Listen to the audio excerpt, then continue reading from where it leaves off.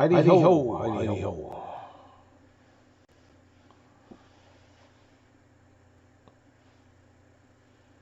How you doing, Roland?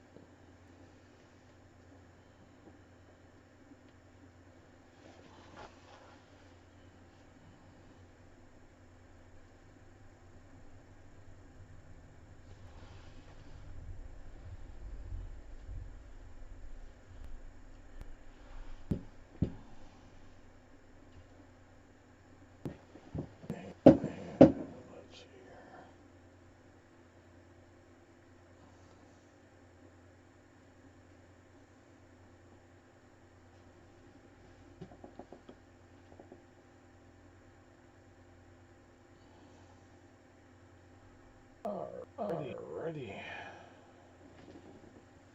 Yes, indeed. Yes, indeed. Yes, indeed.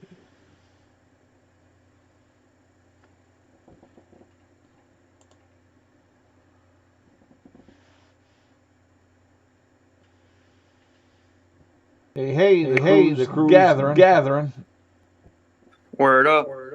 Yeah, I'm trying wild and crazy today. I noticed right before I logged into this that I got a notification on Facebook that you had already went live with this. Yeah. Cool. I got it live right now. I'm working the heck out of my desktop. I got it live streaming on Facebook Live. I got it live streaming on YouTube, and then I got a watch party type thing over on the UAG page in the Facebook. So trying to pump up interest in our little heroes. You could just like one streaming thing and then just post that link to various things. What I did was off the Zoom. I went with the Facebook Live. Off the XSplit, I went with the YouTube Live. And then within the group, the World of Areawood, where I put the Facebook Live post on. Then I shared it over onto the UAG group. Trying to use as many resources that aren't ours to carry the water, so to say.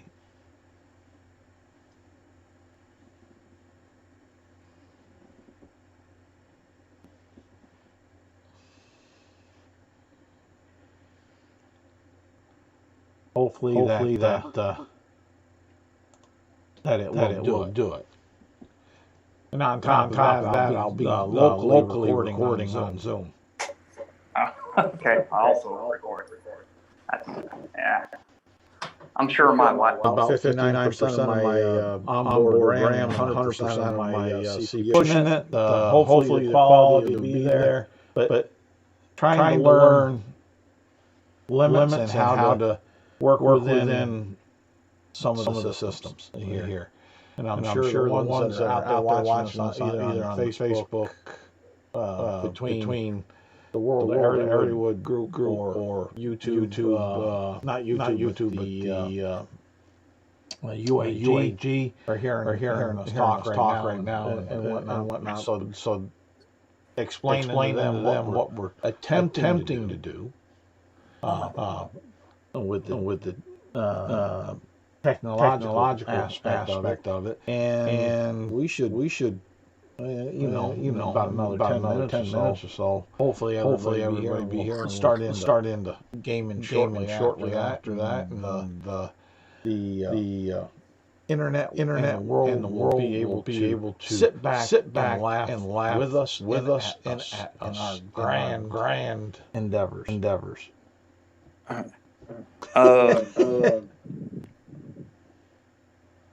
No, Ryan. We still haven't heard anything from Ryan or Kat on the attendance thing. No. Okay. But we're still on the barge or the ship, right? If I remember. Yeah, we're about to go into the ship. Yeah. Okay, that's what I thought. So we should be able to manage something, even if it's wrong. Yeah. But Ryan Kat especially, hardly ever like, hey, do you want to play today? She never responds. She's always here. Yeah. No, she's a pretty good player. In that respect. As far as being committed to the playtime and stuff. Yeah.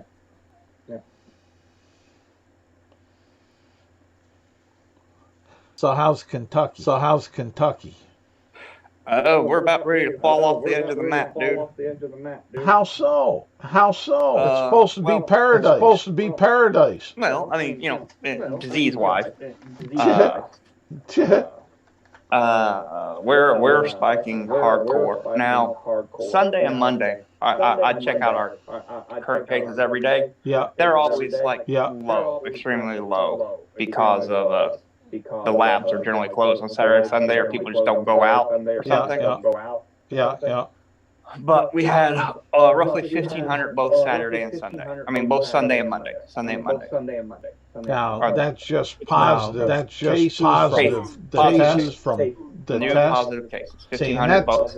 And that's what I wish they would do with their statistics. Is tell you which test model they're using. There is that one that is super sensitive.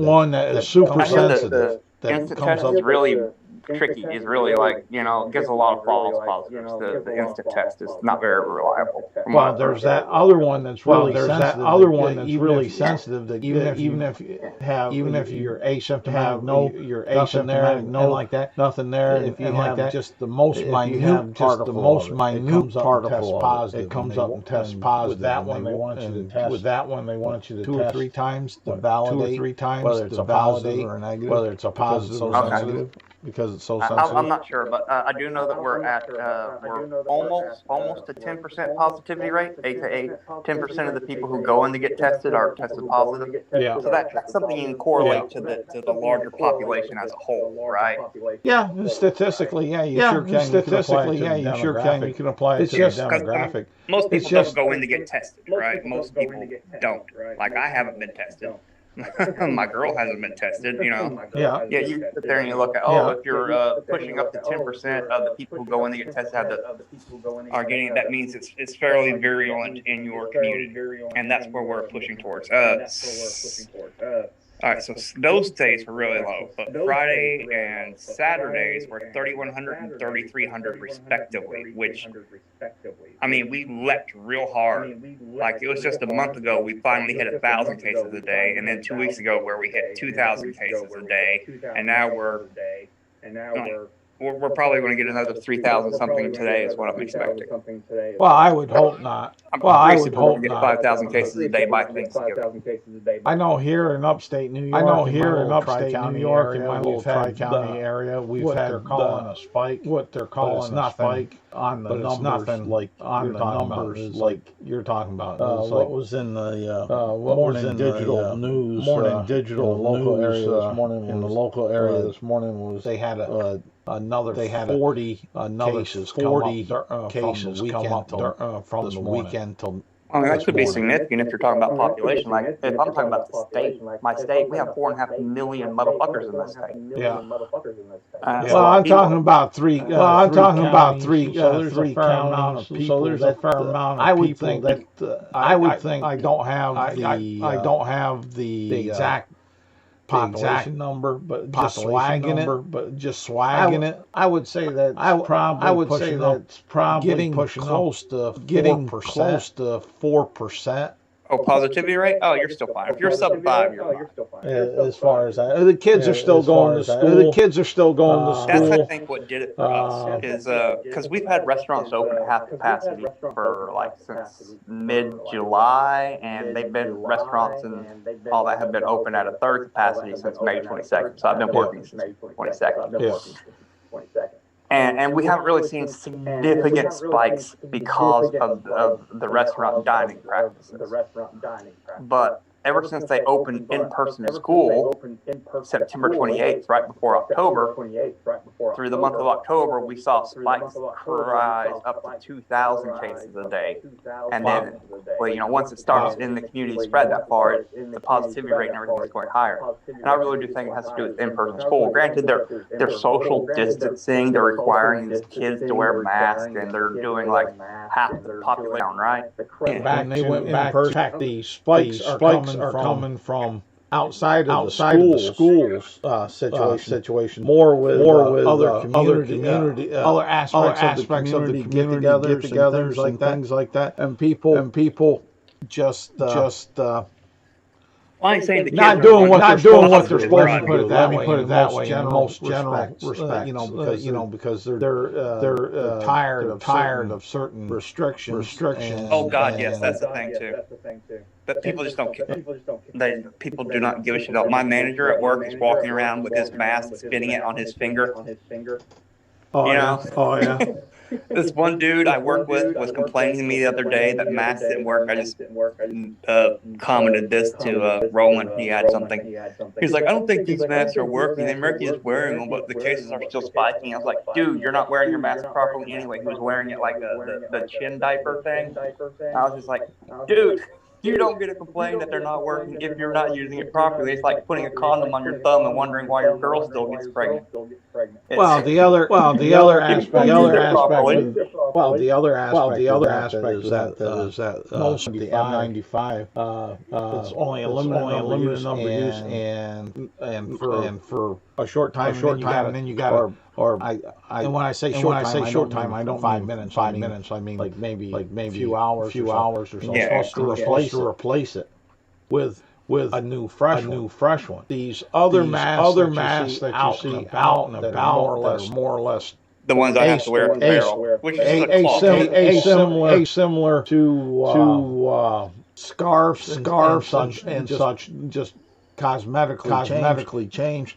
They say that you can use them multiple times, but you're supposed to wash them. How many people are taking that mask off and going and washing it and then reusing it?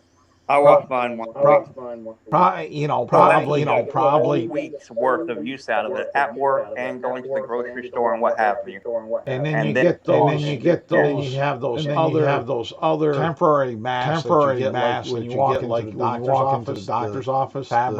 Fabric. Basically one-time use things. So I don't know what the real answer is. I don't think masks is the major reason for failure, whether or success. I think but they're not. Like they're supposed to stop it completely. No, they don't stop it completely.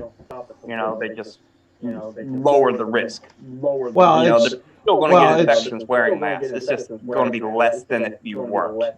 Yeah. Well, the thing is the mask helps with my understanding. From my understanding, the transmission of the disease if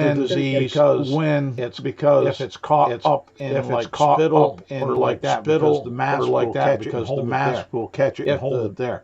If it's just the virus itself. There's none of those masks will do it because the virus itself is too small for the mask to filter. When it's in the spittle, that the mask helps. Any help is better than no help. Any help is better than no help. Right? There again. So. Oh, Ryan's there. Cool. Oh, Ryan's there. Cool. Let me get him. Oh my there. God. I got running in my mouth. I got running in my mouth. The only one is cat there. I was running my mouth. Cat there. I was running my mouth, not paying attention to the screen. Ryan. Hey, Roll. how you doing? What's up? Hey. We have a crew to decimate our foes with. Anyways. And we are live on Facebook at the moment. Facebook and YouTube. I'm running it hard today. Come on, man. I don't have Twitter. You don't have Twitter. I gave Twitter up. I'm boycotting Twitter. Principles. I got a Twitter account solely after Trump became president because I was like, if this is what they're reporting on the news that he's tweeting out, what the fuck are they not reporting? And so I got a Twitter account expressly to follow Donald Trump to see what the fuck he was tweeting. Well, I had it there for a while. Family, a couple things like that. Family and like that. But it was when someone made a case.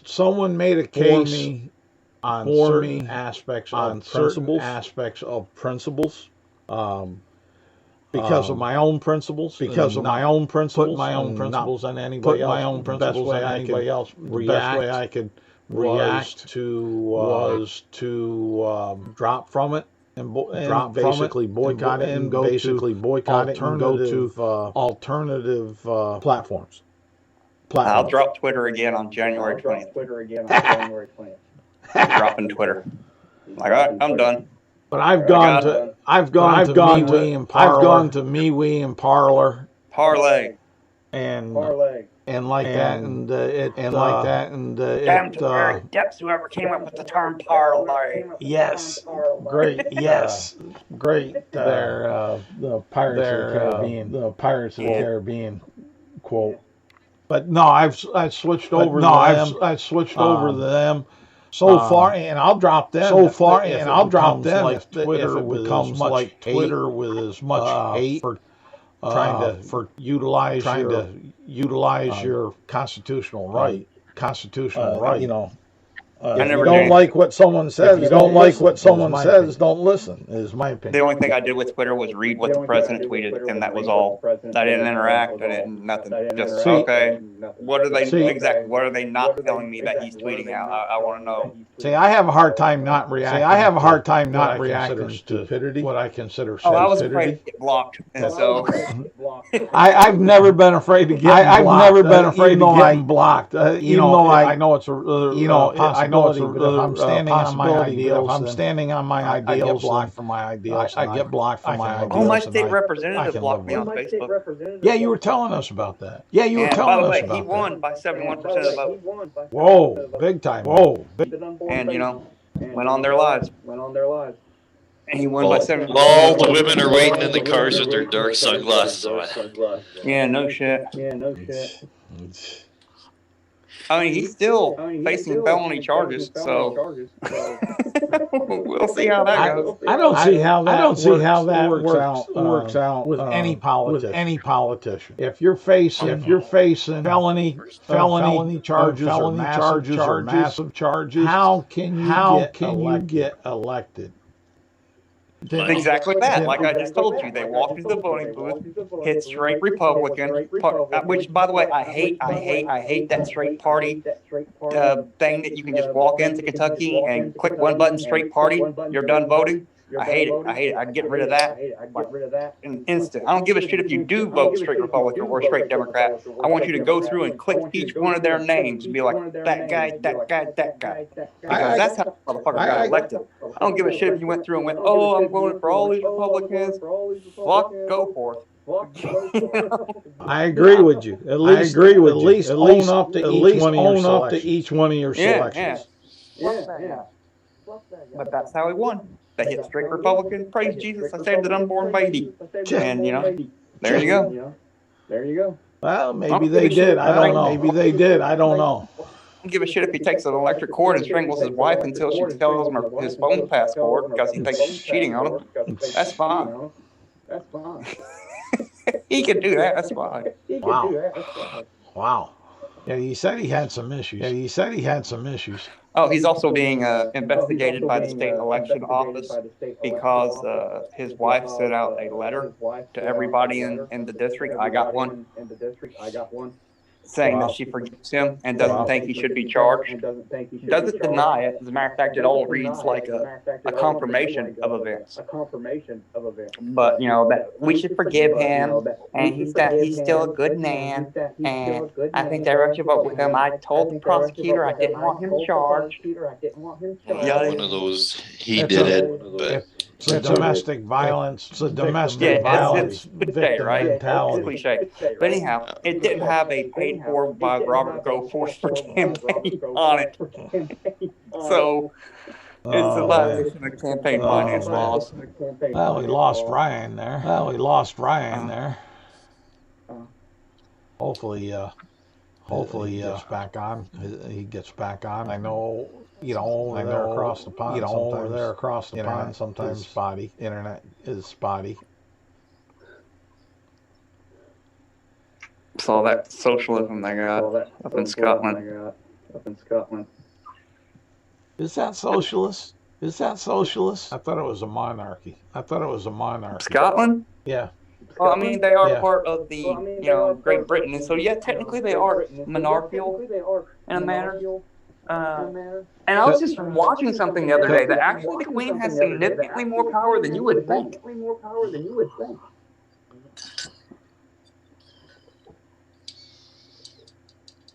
I was actually impressed. I was like, wow, I thought she was just a figurehead. Well, there for a while, I know. There for a while, that's I know in school. That's what they said. Marnock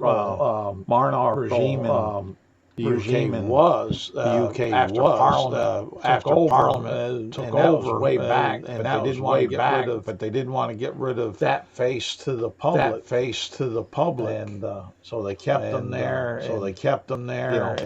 And it is.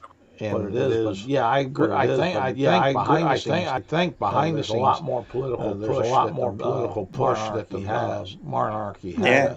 Now the House of Lords, in their description, was pretty much a figurehead. They weren't really important. But the Queen actually still held quite a bit of power. Now, granted, she didn't use it significantly because everybody thinks she's a figurehead. So if she actually did something, the pushback would be outrageous, and suddenly she would be a figurehead again. But I was like, wow, that's amazing. I didn't realize she had as much power as she did. If you got the power, use it. When necessary, in my opinion. Well, we have our lieutenant governor, which is I don't know, not quite vice prime minister, but pretty damn close. Yeah. But basically, anything that happens in Canadian lawmaking and stuff like that, it goes through the lieutenant governor, who's like the direct spokesperson to the Queen. Yeah. The Queen even has. The lieutenant governor has to okay with the Queen before. Yeah, and Australia and all that shit. She's still got pull in all those countries. Yeah, well, Commonwealth nations. Yeah. All right, we got countries that used to be part of the empire. Our Bard has arrived. All right. Play the pipes. Play the pipes. Can we get Ryan back? Yeah, Ryan's back. Yeah, Ryan's back. And there's gonna be trouble. Hey, Where's Mickey Dogo, guys? Back. There we go. I think. There we go. Silence is there. Yeah, great. Silence is there. Great. We're good to go. Other than my brain is slow. Kick the tires and light the fires. Let us go rampant. Let us go rampant for our Bard silence to go ahead and sing our accolades. Well, I've got a fancy new instrument, so that won't be hard.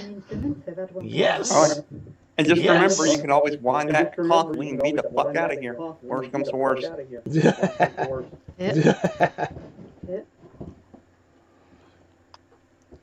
I mean, it is pretty much that's what it is to say, you know, get the fuck out of Dodge. Get the fuck out of Dodge.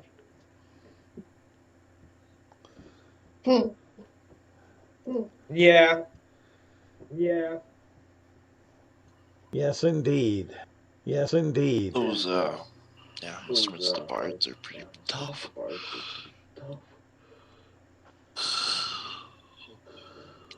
Just, it's depressing that there's no snow. No snow. Yeah. What was it last week? Like we got like 16 inches over like in 24 hours. We got about 80 degrees last week. It was hot. I know. Yeah. But at least the people with snowmobiles won't complain this year. No snow. Well, they might up our way. It's supposed to get back up almost 60 here in the middle of the week. That'll take whatever snow, even our higher elevations, and knock it out. Yeah. No snow. I fucking hate people with snow machines. Are we talking snow blowers or like no, like snowmobile. Snowmobile, okay. Why? Because if you don't fucking live on like a farm or an acreage, you don't fucking need one. Fair enough. If you live in the city and you gotta fucking load your snow machine up into a truck or a trailer to take it riding, you don't need it. Okay, fair enough. If you're loading it onto something, you don't need it. Yeah. Yeah. Like, you live on a farm or an acreage, you go outside, you get on it, and you can ride on it. Because let's put it this way, if you gotta load it up onto a truck or a trailer, you're riding it on someone's fucking property. You're trespassing. I mean, it could be, you know, like, you could have permission, I mean, I'm sure. Oh, yeah.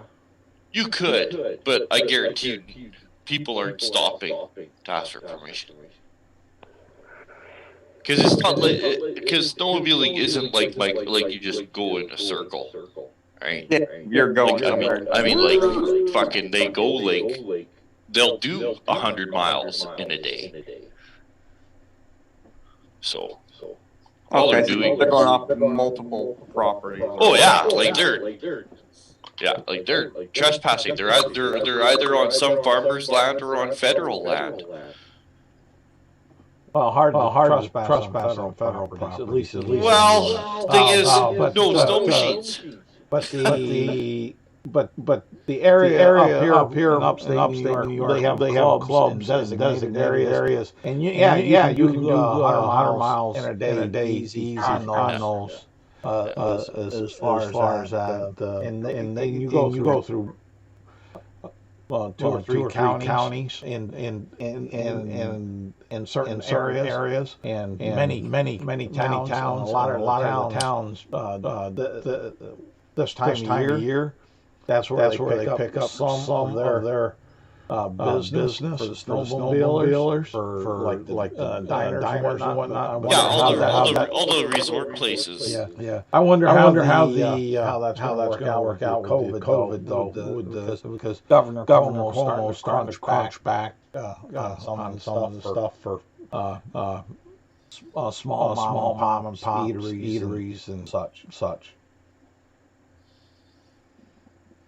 Hopefully the best comes out for everybody, but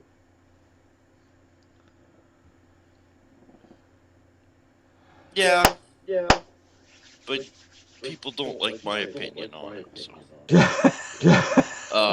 They don't care much for mine. Here in Kentucky, there's no political will for anything. We're just like, fuck, let them die. Yeah. No, and all that I keep on saying to people is like, let's supply this fucking survival of the fittest to businesses. Sure. If your business shuts down or you lose your home or your job because of a 3-week shutdown, that's your fucking problem. That's your financial fucking weakness. Yeah. Like, so we don't need your fucking scented candle store or fucking dog spa or fucking nail shop, or I don't have to fucking buy fucking multi-level marketing skin products or fucking whatever candles through your fucking home. Oh, it'll help my business. Fucking buy Christmas gifts through me. Do you want? Fuck you. They're business, not charities. Yeah. I Like, love. I you love. lose your home because of a love- shutdown. Your fucking problem that you lived fucking paycheck to paycheck. I'd love aspect that our group somewhat global, being somewhat global, where each of us are somewhat located, diversity and with the diversity. Opinions and outlooks. At least we can enjoy each other, appreciate each other, allow each other to have their opinions, trying to run them over, shoot them down dead, or beat them You remember the night at least when we have. we didn't actually play that whole night, but you and Charles Bogman, was that his name? Christopher Bogman? You were drinking, Charles, and you were just like, blah, blah, blah, blah, blah. It was fucking awesome. Yes. So, yes. I just found out something odd though. We spend, as Americans, we spend more on dog grooming than we spend on elections. Not just presidential elections, but senator, Congress, all that combined. We spend more on dog grooming than we spend on elections. And you think that there's way too much money in elections, right? Who doesn't think that there's too much money in elections, that they're just bought and paid for? We spend more on dog grooming. Not in my household. Well, Not okay, in my household. as Americans. No, I know what you're saying. I know what you're saying. Rather we are rather self-indulgent. Think is important. Think is important. What's important to you? You speak with your. What's important to you? You speak with your pocket. The guy, or at least, and I trust it was a YouTube video. And I trust the guy. He seems to be quite reasonable, but he's like, we spent $9 billion on dog grooming last year and $8 billion on elections. Shoot, I'm in the wrong business. I'm in the wrong business. Should be fucking cutting that dog hair, man. Yeah. Yeah. So are we ready to? I just fucking take away your fucking boat and truck and fucking snowmobile. Because you're fucking living a paycheck, that's your problem, right? Because look how the tables have turned. Those little fucking grannies, they can do 3 weeks at home standing on their fucking head, right? They're gonna have the groceries. They're gonna know how to fucking, take care of shit. Like, at least they'll fucking stay home and fucking bake bread and eat bread for 3 weeks if they have to, right? They are more self-reliant. Oh, totally. Yeah. And they got the bills paid, right? They're not fucking, like.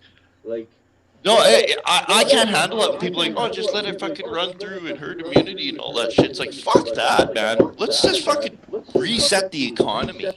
If your business can't survive a 3-week shutdown, we don't fucking need it. Obviously, we didn't need it, right? Yeah. And like, I didn't have an argument. It was a very nice conversation. But I was talking about point out that I walk in the park all the time with this one lady, and she owns a candle shop down the street. Oh, she makes her own candles and everything like that. Yeah, and she's there. You can buy them online. Good skill to have. Terrible fucking business plan, in my opinion. But But like people like you see all the stuff now about like Christmas stuff like that, shop local and save the local businesses, devote your local shopping local. I'm like, do you know how fucking stupid that is? if there was a 3-week shutdown and you want me to fucking go to the farmer's market to pay fucking upscale on vegetables, do you know what I mean? Like, I get into that often on D&D groups about people like support your friendly local gaming store. I'm like, why? Yeah, why? They're a business, not a charity, people. Yeah. If your local fucking gaming store can't stay open, that's his fucking problem. I mean, shitty for the person, but it's a business that isn't needed. It's like, okay, well, buy out for valuable service. And you want Michael? It's the same fucking thing. I said that to someone. I said, you want to support your own fucking local business? I said, you fucking pay the price that you're gonna pay then for tomatoes in the middle. Like, if you got some mom and shop corner store and they gotta fucking get tomatoes 2,500 miles in January all the way from California to the middle of Saskatchewan, how the fuck is some fucking mom and pop shop gonna do that? They're not. But Walmart, right? You fucking load me up them fucking semi trucks full of fucking tomatoes, right? The mom and pop shop, what can they get? Maybe a pallet? What does fucking Walmart get? 100 pallets of tomatoes? You know what I mean? Like, you know, good fucking luck buying your local fucking winter boots. Your locally made winter boots, right? You know, like, good luck getting your locally made new tires for your car. And then you're going to buy them at a mom and pop shop? Okay. Well, you don't know automatically, right? Like I said, look, like, you know, carrots, like, oh, shop local. Okay, first of all, you want me to go to a farmer's market where everything's, of course, you know, face exposed, blah, blah, blah, and then pay their fucking farmer's market prices for carrots.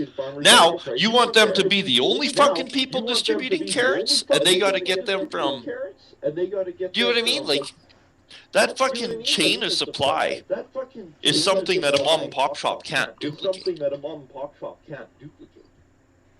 That's what makes Walmart and shit essential businesses. Right? Supply chain. At the fact they sell food. Right, but that's what I mean though, is their supply chain. Right? Because there's a lot of places that sell food, but not a lot of places have fucking supply chains like Walmart or in Canada, Superstore, which is just like the Loblaws. Do you have Walmart in Canada? Oh yeah. Do you have Walmarts in Scotland? I think it's paired with Asda, actually. Asda? Asda, yes. It's similar to Walmart. It's like the English version of, well, UK version of it. I think I've seen one, but not a lot. Well, there is one paired with Asda at Fort Kinnaird, at least a bit over Fort Kinnaird. Yeah, I got a Walmart Supercenter like a mile away. In Ditto. Like literally a mile. Yeah. Well, yeah, and that's the same here. Like, it's like 1.6 kilometers. Like a mile. Shoot, the nearest Walmart for me is 40 miles. I was gonna say 40 miles. Yeah. My chain of custody for my food supply backyard is my backyard. Yeah, and now can I tell you something? My parents owned grocery stores my whole life. We owned, well, before I was born, till like after I was born, we owned a little tiny neighborhood mom and pop shop, like nickel and dime. You know, you go there to get your fucking chocolate bar, and maybe they got like a few shelves with like soup and other type of stuff like that. Just little tiny neighborhood convenience store. And then when I was born, we owned another one. That one had like some more groceries and even had a little meat department in it that my dad ran. And then after that, we went to IGA. I don't know if you guys know IGA, but it was like Yeah, a franchise. Yeah, we have them here. Yeah. We have them here. We had one in Winchester back in the day. My hometown. Yeah, and I'm trying to think who's IGA now, like Save On Foods or something. Like they kind of got absorbed into something else. I don't know who, but we owned IGA, which of course, but like it's. Yeah. You're more than just a franchisee when you're an IGA. Basically, a lot more goes to the business owner. The business owner has a lot more freedoms. Yeah, independent growers. Yeah, because it's like International Grocers Association. Yeah, I was going to say. I think maybe that, or I was maybe that, or I was going to say Independent Grocery Association.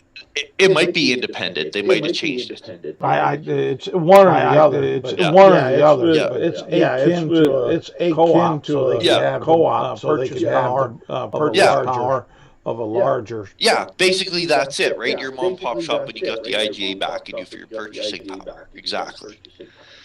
Now, then when we started getting big box stores, and my dad was a business owner, he's like, I hate them. Like, there's nothing you could do. Like, you just can't compete, right? You just can't compete. So when he ended up ultimately selling the business and retiring, he said, you know what? I used to hate those guys. He goes, now I love them. He says they have like such, like their business model. He's like, it's what makes sense. Central distribution. Right? Centralized distribution is always the easiest and best thing. And it's true. You don't want just your distribution all spread out, different regulations and different standards all over the place, right? Hence all these different mom and pop businesses. No, you want one centralized location. Like, right? Like, why do you think Coca-Cola and Pepsi have been like a success for like 100 years? Right? They all had. Huh? I was going to say the same thing. I was going to say the same thing there. They got you addicted to their stuff. They got you addicted to their stuff, and now you can't get off it. You Jones for it. And it originally was made from cocaine. The cocaine helped. The cocaine helped. But a lot of it has to do with, like, nobody had distribution models like they did, right? And they both had different ones. Right? Because Coca-Cola was kind of like the whole IGA co-op thing. If I'm Coca-Cola, Kath would pay me to buy my syrup and make her own soda using all the Coke standards. But she did it. While Pepsi, it's like Charles is making it and Michael's buying it straight from Charles. No, it's all about distribution. That's why Pepsi and Coca-Cola became successful. It's distribution. They taught business and the economy about distribution, centralized distribution. And that's so when people argue mom and pop shops, like, I don't know, my folks own mom and pop shops, and I guarantee you something like this, they probably just would have shut down because it's like. But let's get our success on. Let's get our success on. Once upon a time. No, wait. Sorry, that's for the 3-year-old. I'm on my last time. 3-year-old. I'm on my third 3-year-old. I turned 3 today. Quick glimpse into how you think of us. Yeah. Oh, there's so many standards of which person could check boxes and columns. Okay. So you guys are in Yarder. Today's a big day. Today's the day you guys are going to try to get onto the Grand Day. All of you guys are wearing clothing of whatever suits your needs. Kath, I know that Silence basically arranged to pay off one of the 3 musicians. because my mithril chain can be worn underneath my. But I'm not ready. I'm not listening to you yet, though. Sorry. You guys are on the dock. Like I said, it's winter, but it's mild here. We're like anywhere it's cobblestone has all melted. The river, it's not cold enough for the river to freeze here. It's about an hour before dusk, an hour before sunset. So let's call it 5 p.m. You guys are on the docks along the river. The crowd is amassed, carriages are pulling up, and Kath, you, Silence, are dressed in like a gown, with your instrument cleaned and polished, as are you, hair primed. The Hand of Yarder has been willing to help you guys or point you guys in the right direction where to go for things like hairstyles, your makeup. They've helped you with the clothes, the shoes. Everything has been fitted. You guys, a lot of you, or a couple of you are like, whoa, this is what it feels like to wear like perfectly fitting clothes. Like it's Kath, you are like close to the boat as they are like kind of screening staff. You were lined up where there's staff and they're like letting the staff on.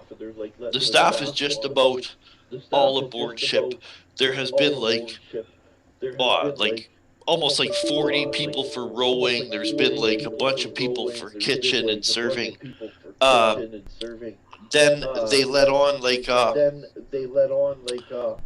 the ones that work in the casino, the dealers, and of course the courtesans and courtiers. That also.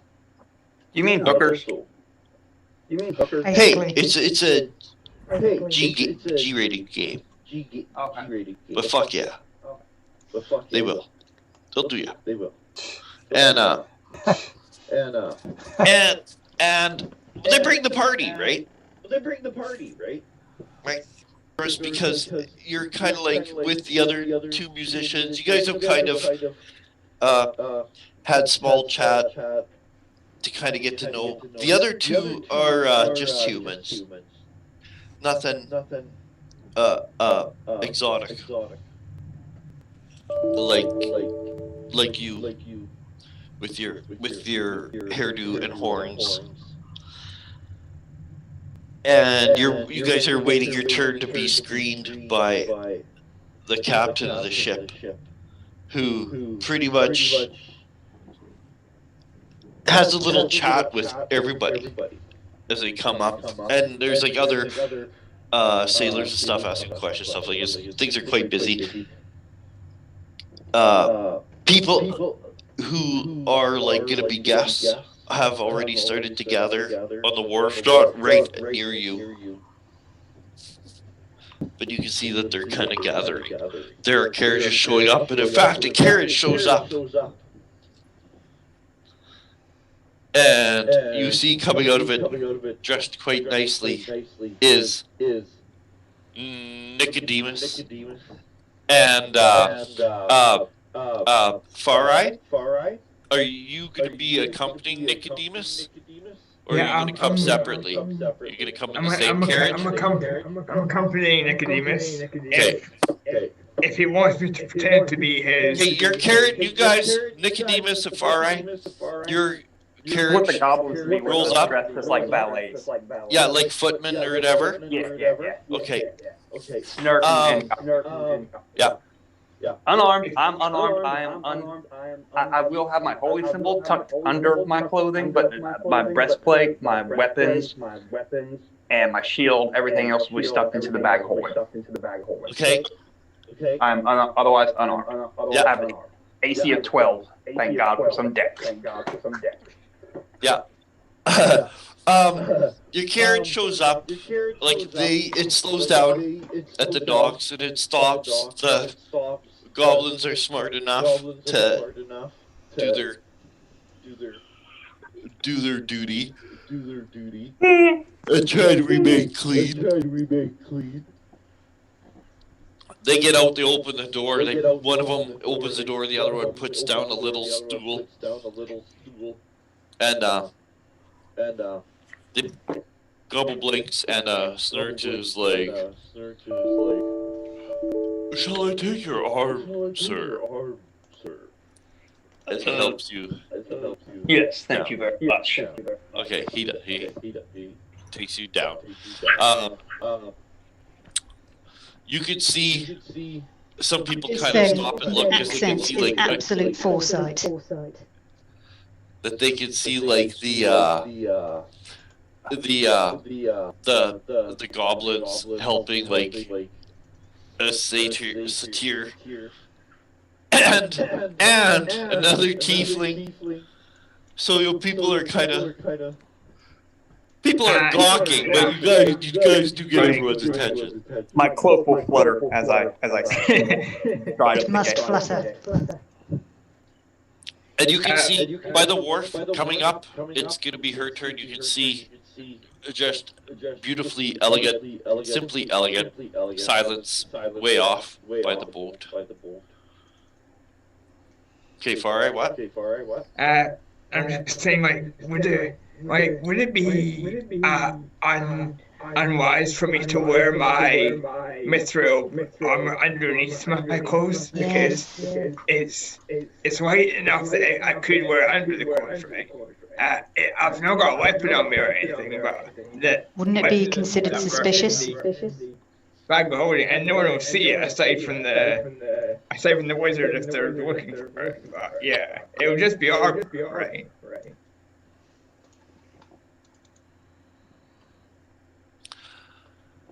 Well, they do have heard that it's a definite no weapons, no armor thing. So I mean, if there's any sort of if there's any sort of people looking around I don't know pat down or anything, I mean, it will then become obvious, right? Yep. Yeah. Fair enough. Yeah, I'll put my armor in the bag of holding along with the other stuff then. Good. Okay, the goblins help you guys out of the carriage. Silence. Yep. Oh, the goblins are also unarmed. Yeah. I'm also thinking about giving them daggers. No, no daggers.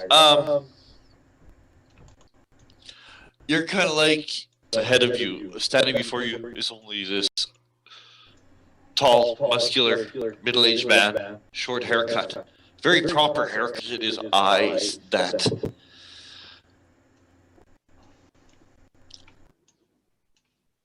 paramerit military kind of bellhop, but his is like the fanciest with some braiding on it.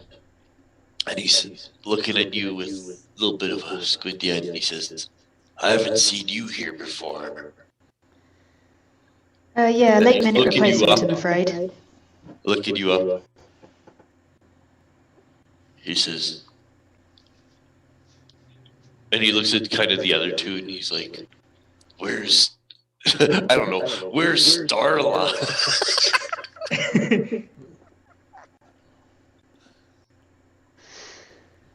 I'm afraid she's caught ill. She called me in last second.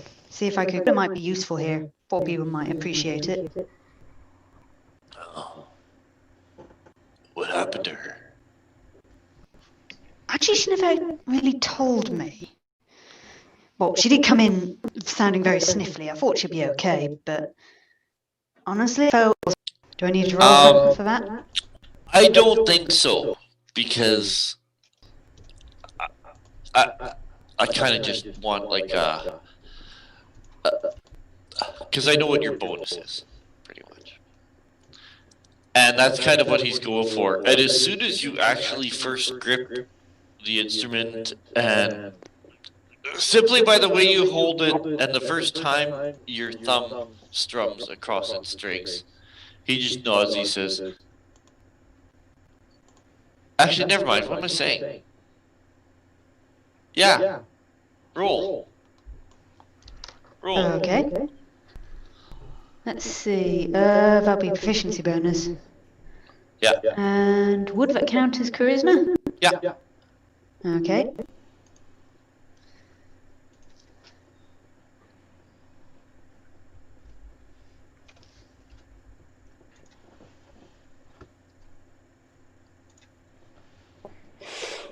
Okay, not bad. 14. Could have been better. Could have been better.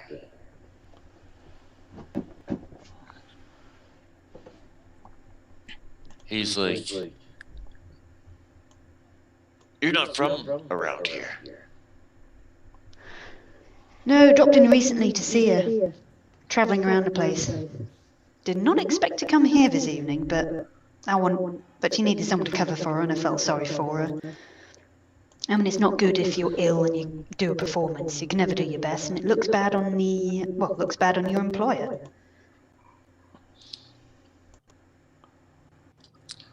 He looks at the other two musicians who are behind you and he says, have either of you performed with her before?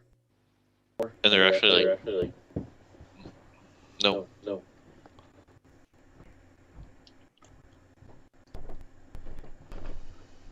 And he takes like a step back and he looks you up. I twirl a bit and I say, is this all right? It was a bit of a rush to get all this together. I hope it's all right. You're not carrying anything in there. You shouldn't be. He says it. I thought musicians were only supposed to carry instruments. Why, is there something else we need to carry in? She didn't tell me if we needed anything else. You don't have any weapons, do you? Oh, weapons? No. She told me about that. I only got the instrument. I like that. What was I supposed to bring anything else? That's fucking good. Roll either a persuasion, charisma persuasion. Yeah. I suppose persuasion if you don't have weapons, and deception if you do. Okay, I've got performance, perception, deception. So that all covers it. Yeah. That's charisma again. Would that be jack of all trades or proficiency bonus? Proficiency. Okay. Actually. 13.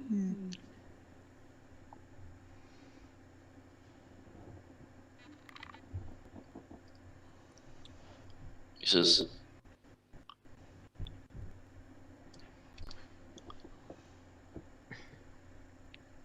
pow!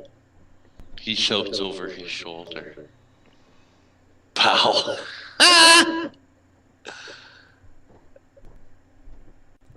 And you can see on the ship, just on the other side of the fancy gangplank, because it is like a fancy gangplank, right? Like, it's all like decorated and handrails. On the ship, you see is a small woman in silk robes. And when he shouts, pow, she turns, looks at him. Clearly he gets her attention. And you can see that she is Shao. She's Asian. Because here in the Forgotten Realms, it's similar enough where Asia is Far East. The Far East is like Asia, but it's called Karatur. Okay. Karatur. But the big nation that's like China is called Shao Lung.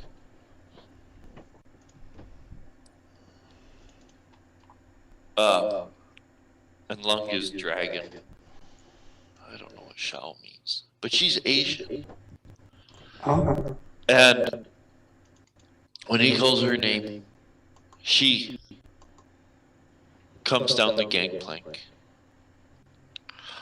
Almost like she's on roller skates because you can't even see her feet because of her silk robes with serpents upon them. Michael and Farai, you guys can see that, like, Silence has been questioned. And you too far for you to hear what's going on until you hear the man shout and you see that he's called for this woman who's on their way approaching them. The carriage is moving to get out of the way for the traffic that is showing up. There's already a crowd accumulating. You can see that in that crowd that there are a couple servants walking with trays of drinks, and people are just milling around and Don't mind if I do. conversating and waiting for their time to board. I will take a drink, and I feel like I should intervene in her questioning, and I'll take a drink, and I will be like, excuse me for a minute, and I'll walk over there and accost the guy and be like, hello, sir, I was wondering, how much longer till we board? Who are you asking? Just another The dude partier? who's questioning, no, the dude who was Oh, questioning. the captain. You walk right up to the captain Yeah, and ask? yeah. Okay. I want to take his attention. So that's what away you're gonna from do. her. So you just head straight. You're gonna walk right up to the captain. Okay. Farai, what are you doing? I'm just waiting. Okay, so you're milling about the crowd. Nicodemus says, "I'll be right back," and he like splits right off and goes heading towards the captain and the boat. Okay, and where's Garl? Garl, before heading down to the dock there, he cast non-detection on himself, and then after that he cast disguise self that looked like a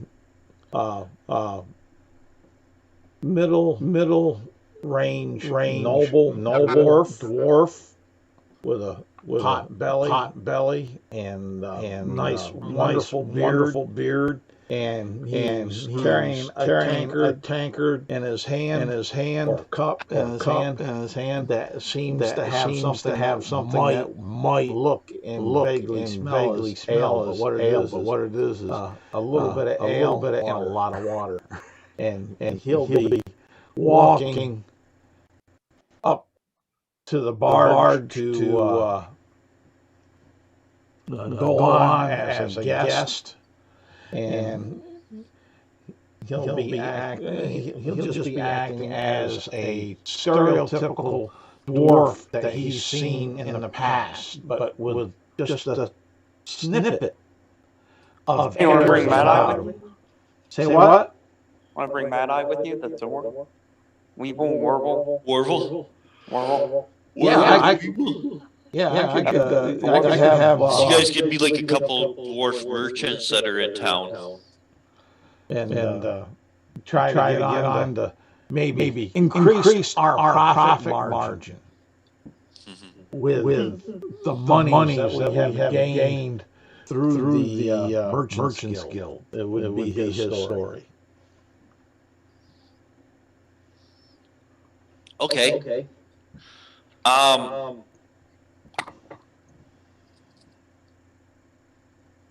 Not long after, like, another. Actually, no, I'll say you guys were there before. I'll say you and Warval had just been, like, kind of mingling in the crowd when you guys see Nicodemus and Farai appear.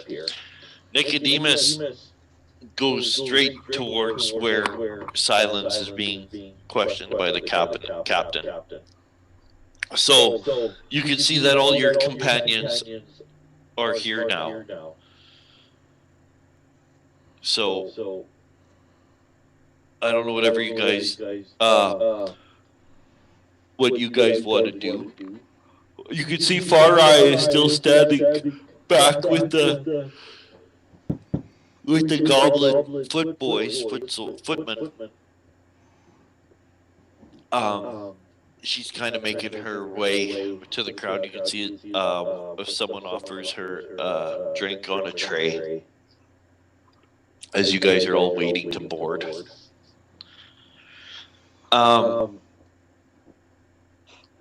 Nicodemus. Yep. And Silence, you see Nicodemus come straight up, and Nicodemus says to the captain,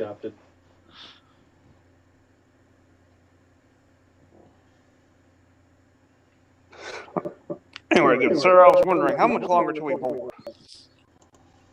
he pulls attention away from Silence. Yeah. Like, shouldn't be long. I just had to get these last few aboard. Yes. I want to, like, kind of stand next to him and put my hand on his back and kind of guide him away like we're walking and talking away from Silence. If he'll allow this to happen, but yeah. Anyway, good sir.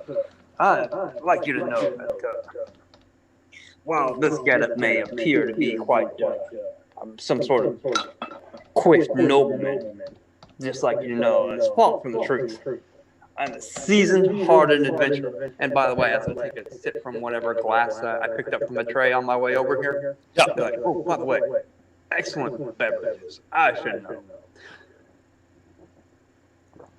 But I'd just like you to know that They sound I fair. heard of Heroes of Bryn Shander.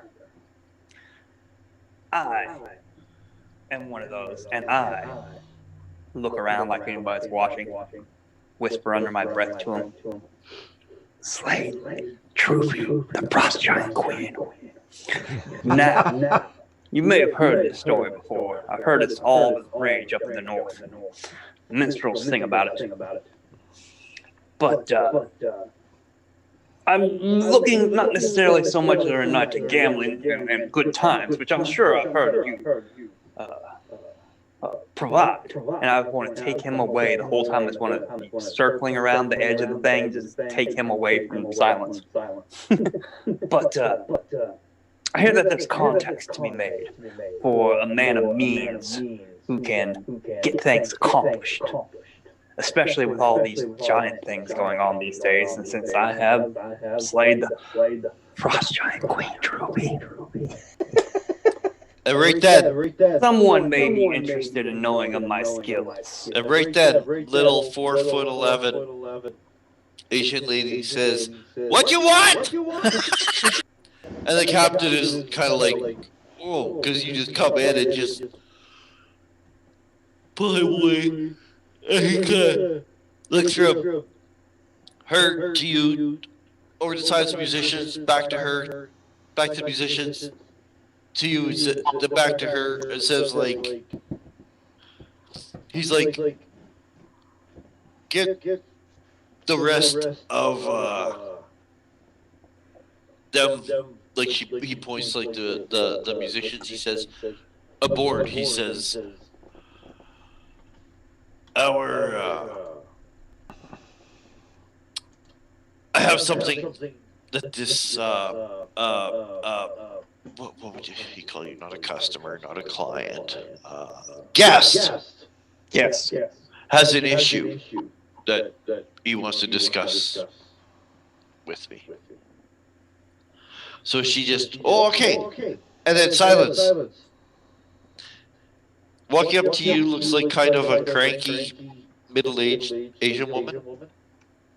Only about 4'11", wearing a very nice, like, silk kimono covered in serpents. And she walks up to you guys, and she says, she just looks at you angrily, and she says, "You're all the musicians?" And yeah. The other two nod their heads. And she says, "Go, start playing music now." and she just orders you guys to board. Silence. You just follow the other musicians. They know where to go. You cross the gangplank into the ship, up some stairs. There's like an upstairs room where there is like, I think it's upstairs. It's has like an elevated stage, but it is an actual like dance floor with a few tables around the edge and a stage. And they just pull up their instruments and take their seats. And if they have any music, paper on, they put on the stands and do whatever they got to do and just begin playing like immediately. Very nice sound. You're the first one who caught a glimpse of any of the interior of the ship. It's very, very like decorated. It's not Spartan in here at all. Everywhere there's like curtains and draperies and tapestries and plants in vases, just mirrors and light fixtures, polished brass, velvet ropes, just everywhere. Even like in here, you can see like the dance floor, like it's all like a polished teak floor. Probably teak because it's a river boat. Teak is water resistant to an extent. So, Michael, you're giving this guy the spiel, and you can hear the music begins playing shortly after Silence boards. I want you to roll me. That's a total of 8. Not very.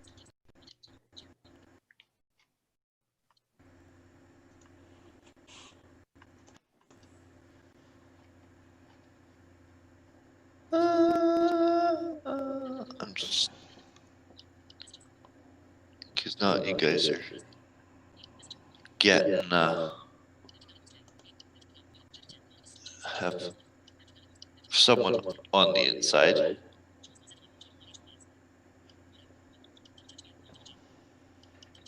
Oy, oy, oy.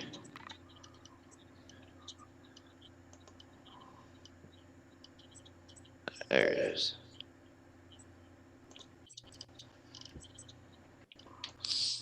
So if you want to post it, it's not hugely important as normal, but it's there. So he looks like at first he's even far eye. You can hear the talk to the other guests like, oh, we could. Music has begun drifting. Garl and Warfel also make your way up towards the gangplank.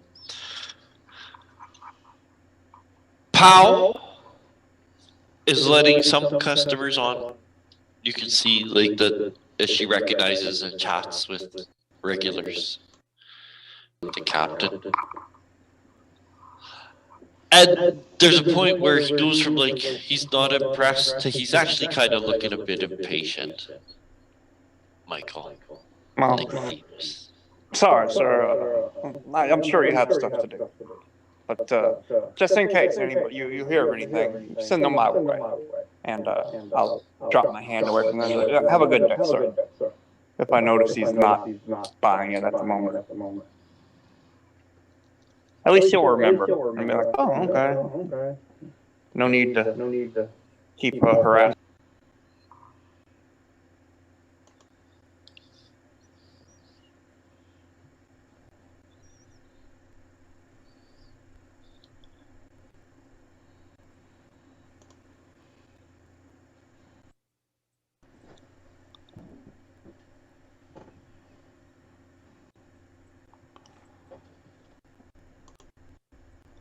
Okay. already. Okay. This is getting exciting. I couldn't remember how they had dealt with that mechanic.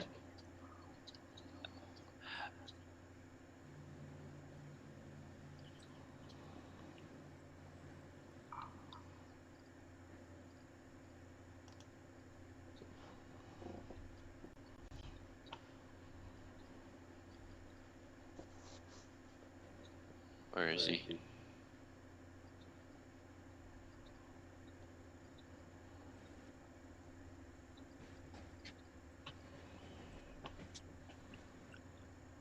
Okay.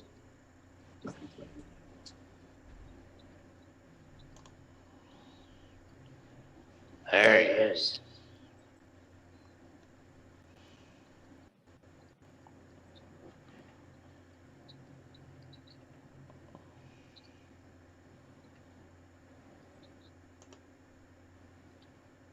What?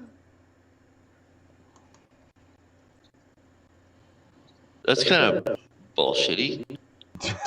This guy's insight, so I'm like, ooh. Easy pickings then.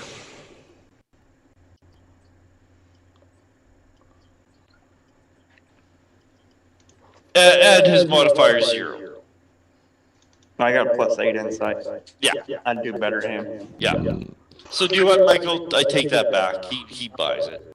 Okay. I take that back because I was like,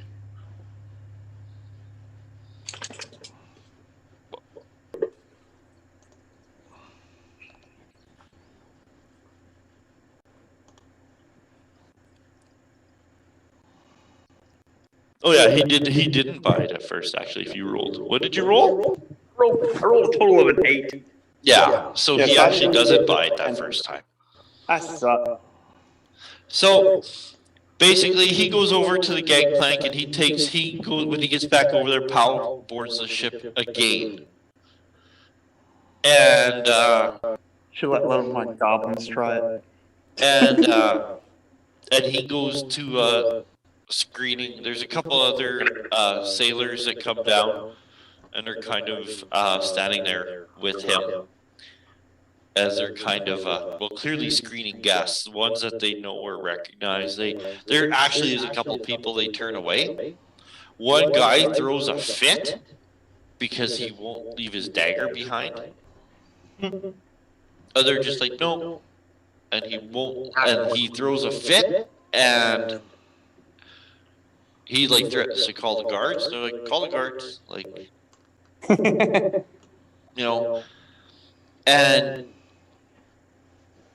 and they end up calling for his carriage, and the whole time, like they're waiting for his carriage. He's just causing kind of a scene, but they're just kind of, and eventually he actually gets, and the woman he's escorted or that's escorting him to, they just eventually end up leaving after a big huff because he won't leave his dagger behind.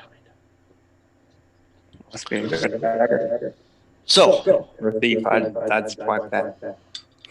who wants to be basically first in line? Garl will. Garl. He looks at the two dwarves. And Garl come on as he's going, he'll say, holler out, and since the disruption would be noticeable, he'd say, that's the way to handle those Borsha charlatans there. Yes. Protect us, nobles, from these assassins. And then he'll turn to whoever's letting him on board and say, good evening. You got some more libations? And where the heck is the entertainment? This is starting to give me a dry throat. This is the captain. He says, you'll find all that aboard the ship. And he says, I haven't seen you before. Where are you from? Oh, I'm from Golden Dales, from the emergency union down there, guild. We're here doing some trade deals and thought we could use a little bit of entertainment and maybe We feel lucky. Would you trade in? We trade in silver and very specialized gems, and sometimes we come by mithril. We'll give you a deal on mithril. How'd you hear about the Grand Dame? Oh, the Grand Dame is known throughout. Well, the caravans speak of you so greatly. It's just such a fine place, and they say your meals are almost as good as my mother's. Nothing like red meat on the bone. Roll me a charisma deception. All right.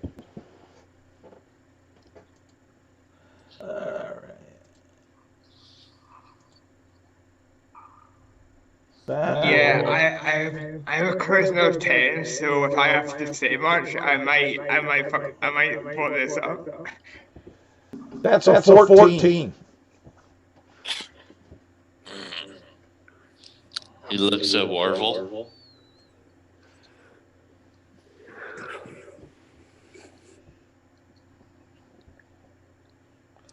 When he And looks Warvel says, in a very thick dwarven accent, he says, "Yarn be true." He says, "We come from the keep of the Two Fathers. It's been a long time since we've been above ground. I haven't seen this much light in a long time there for sure. We've traveled a long way." And, yeah, Warvel's got no problem lying his way aboard. The dwarves get aboard. All right, as we get aboard, Garl will start looking for a good place to set up as an observation post. And there's stairs that go up. You can see if you have the map, there's like upper decks. When you walk through the casino, he has, well, it's clearly a bag of holding. Yeah. And she's cashing, people are cashing gold for the tokens, for the golden goose chips. People are gambling with the golden goose chips. They're trading. She's doing all the cashing of chips and such.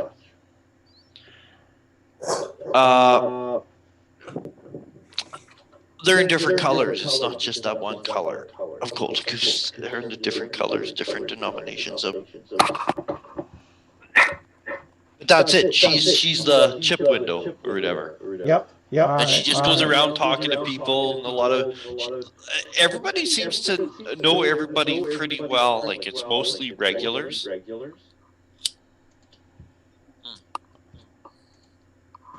Complimentary drinks. You can hear music coming. Well, as you're gambling, you're drinking, right? Yeah. That's right. I paid $10 for a Coke and whiskey, a Jack and Coke in Vegas instead of gambling. Yeah. Right.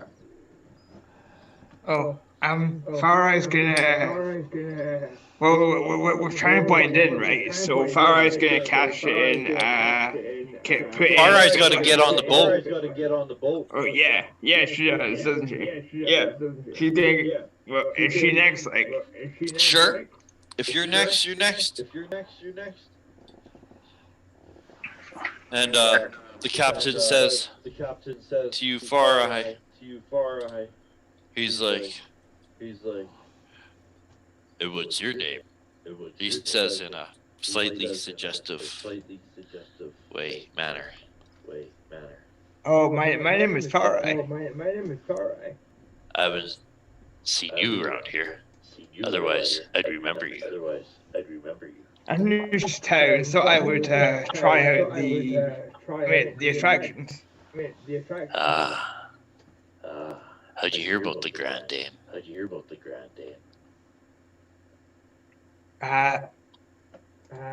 I give the name of one of the taverns in town, and I say I heard someone talking about it in that tavern.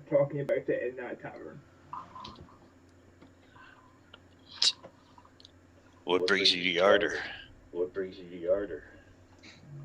Just passing through. I'm a bit of an adventurer, so odd jobs every so often, helping out where I can here and there. Adventure. Do you travel? Are you again? Slightly suggestive. Are you unescorted tonight? Just roll with it, Ryan. You have a leg in. I am not escorted tonight. No. He also has a charisma of 10. Yeah. That doesn't matter. We all agree it has nothing to do with comeliness. It's got something to do. It's not everything, but She's like even no, if not, she's like a golden skin tiefling, right? Like, Okay, Mike.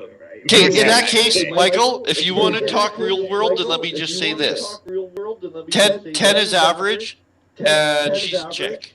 okay. And she's an exotic. Average chicks are still cute. Yeah, average chicks, like especially ones that are alone. Well, at least Right? she's average, right? Right. So, what does that make her? Average and alone dressed up on night out, but 7, 8 even? Yeah. Right? Yeah. So to be fair, right? If we're talking real world, guys are desperate. Yeah, let's talk real world here, guys. Yeah, what was it Marilyn Manson did? Oh yeah, someone said she wouldn't look good without a good dress, so she wore a sack, and she still looked good. Oh yeah, Marilyn Monroe, yeah, totally. Yeah, but even her, right? Like, look how times change. She's chunky nowadays. Yeah, that's weird. No, just for voluptuous. Well, yeah, but I'm just saying, right? Like, it's not the standard. Like, the standard has changed. But the standard today, I think, is better than it was a few years ago. When they were just anorexic. Right? At least now, like, booty's important. Anyways. Farai. Roll me a charisma deception. Or persuasion. I have persuasion, so I'll do that.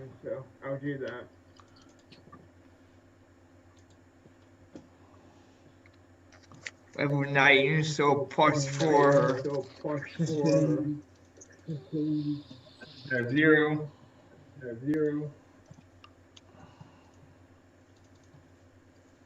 21.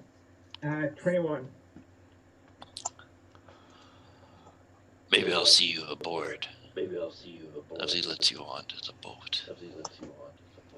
Watching you go. Thank you very much, sir.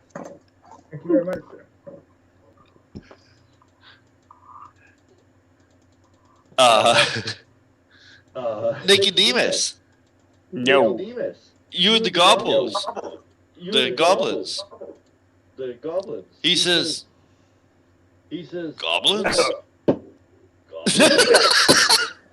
I happen to have picked these people up along my travels. You know how giants sometimes use these wretched creatures as shock troops? Well, after dispatching a few of the giants, I took them into my own custody and Like that, yeah. For the goblins, so I'm like, yeah, he has gone down. The sky isn't quite dark. You can still see in the west. There's still lighter, but you can hear the bumps and thuds stuck in their drift, and you see it has lanterns and torches are lit throughout the town. You can see the snow beyond, the smell of the smoke at chimneys in the air, the smell of the water. But it's warm and cozy aboard. There is like a boiler for heat. This place is lavishly decorated with curtains, ropes, rugs, plaids, vases. Beyond luxurious, it's gaudy with the chandeliers and the gold leaf. In fact, in the center of this place, off to the side, is like, you assume it's wood, a sculpture of a goose covered in golden leaf and painted in shellac. There's like tiered shelves around it where all these drinks are stacked. So it's basically this big mountain of drinks with this giant golden goose. It's just, that's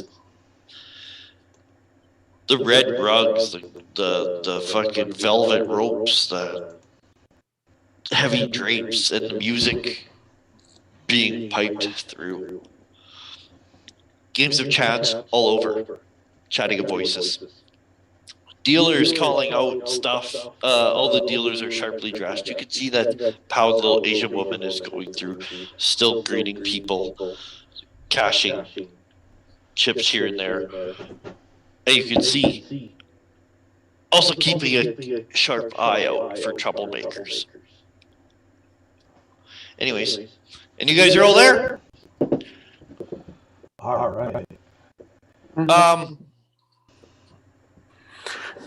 I'd like to convert some gold into chips and just start casually playing. And, you know, just I don't want to spend too much time at any one table, but I'm more like trying to listen in, hear if anybody is talking about jobs or giants or mercenary work, or, you know, just trying to eavesdrop as I'm going around with my goblin companions, you know, like a big spender, like a whale without actually spinning. You actually get quite the crowd. Think of like almost like at any point of this night, it's going to be like a Las Vegas movie where like you're at like the craps table and there's like a whole group around like you and your posse, right? Because you have a lot of people's attention just up the start for simply of being a Satyr with I want to be traveling with goblins. Yeah. My cloak will constantly be fluttering. I will look Yeah. Yeah. Like you are very conspicuous, and I want to be and seen. that of course gets the attention. You become the part. If you're spending money too. Well, I don't want to spend that. I want it to make it seem like I'm spending more money than I'm actually spending. I have like less than 100 gold. These people can tell. Okay. Well, I'm sure the employees can. You can see that there is money. If those chips represent money, there's a lot of money moving around. Well, I'm gonna cash in 25 gold and get chips for it, and then I'm gonna go around and play some games. Okay, you go over to Palming, and you're like quite a bit taller than her. And you give her the money, and she will cash you out, give you chips. Your gold goes into the bag of holding, chips come out of the bag of holding. And she'll give you chips. Garl. Would you like to play a dice game?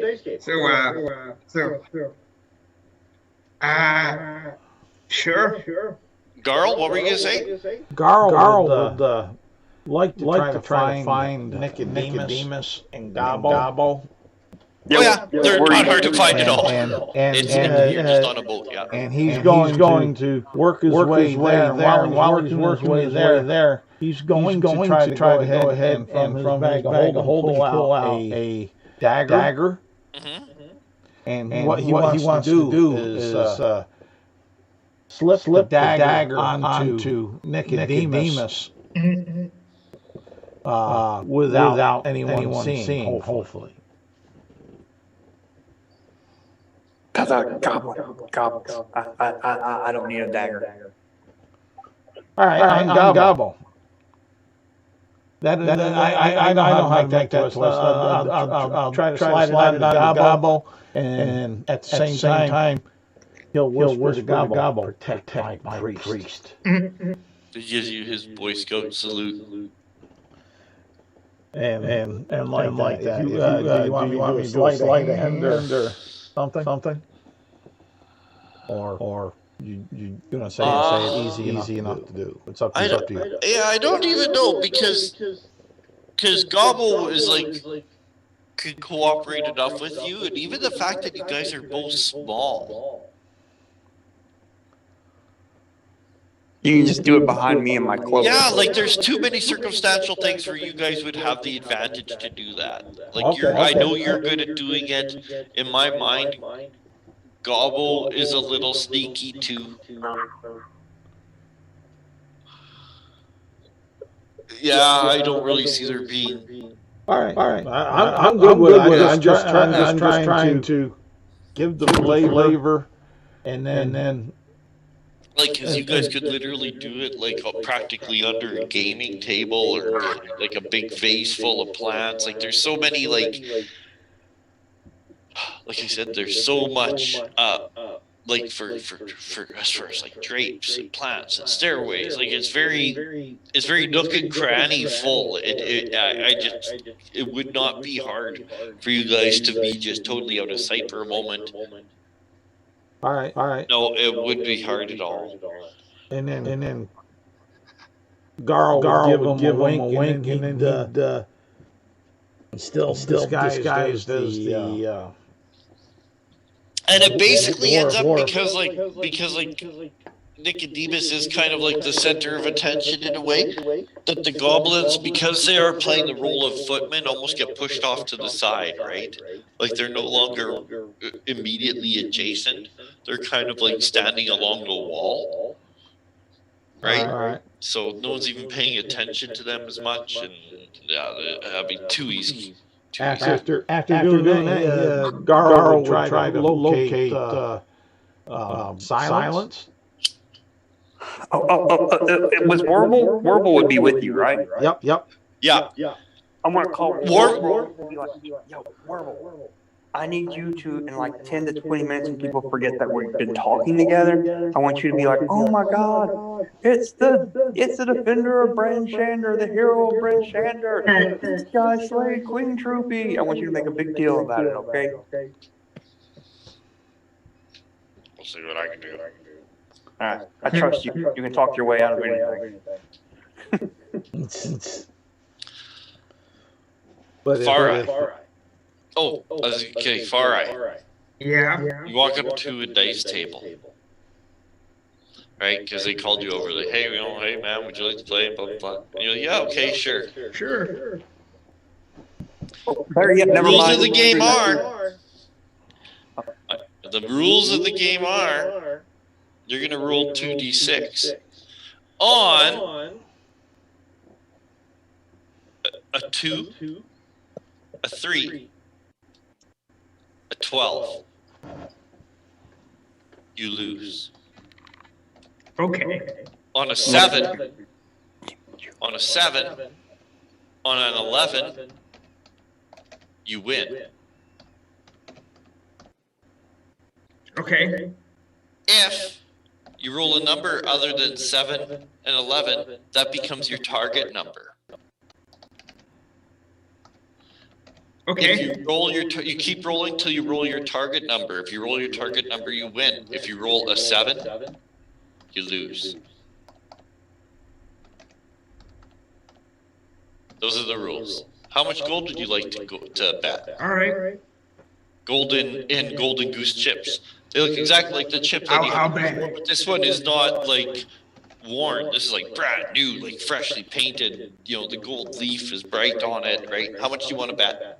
I'll bet 5 gold for it. 5 gold. Roll me 2d6. Tell me what you get. 2, 3, 12, 6? Oh, 6 is your target number. You got to roll until you roll a 6. If you roll a 7 first, you lose. So 7, 2, 3, or 12, I lose. No, because you already rolled. You rolled 6. Now you Right. keep rolling until you roll 2, 3, 12, you lose. 7, 11, you win, but you rolled a 6. That's your target number. So now roll again. I kid you not, I just rolled a 6. You win. Lady luck. There you go. 5 gold. You double your money. You just won 5 gold. All right. Play again. Okay, why not? How much gold? We'll bet 7 gold this time. 7 gold. Okay, 7 gold. Lucky 7. Roll 2 dice. 2, 3, 12, you lose. 7, 11, you win. 8 is your target number.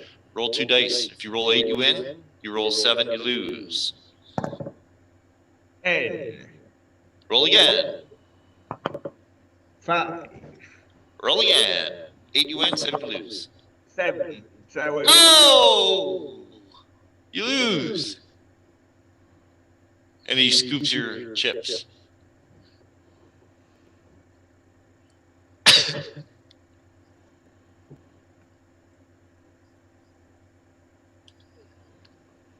Hello? Yeah, just minus 2 gold now, right? So He's in shock. Yeah. Well, that's what I'm wondering. Like, gambling is fun, hey? Want to play again? I'm gonna try a few other games. Okay.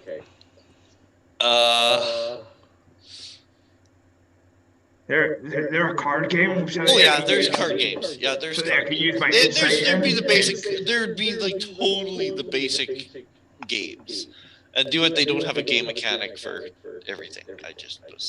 But there's games of chance. We can just do whatever. We'll figure it out. But there are other games of chance. There's card games. There's like a kind of a roulette kind of looking thing, kind of like a Wheel of Fortune type thing. There's like games of chance, all kinds.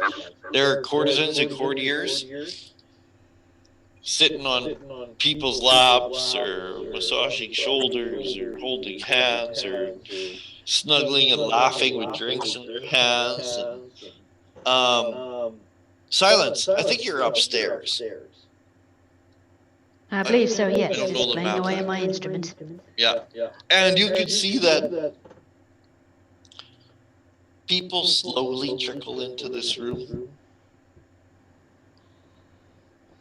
Mostly you can see it's like couples slipping away to drink and maybe sitting at a table just to have a conversation, right? It's people come up here first to have a conversation, but as more people trickle in and the third person joins the table, a party of its own does form up here with people dancing and drinking, and even like canapes and appetizers are being served up here too.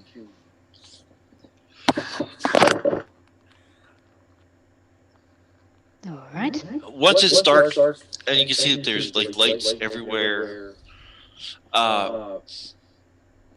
everyone downstairs, you notice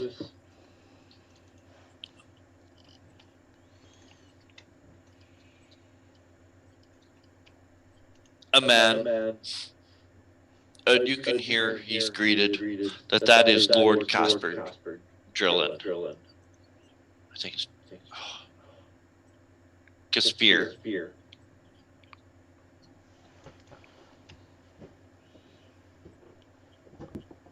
Okay, his first name K-H, because he's a fantasy character, right? K-H-A-S-P-E-R. Casper? Sounds like Casper, yeah. Yeah, Caspier.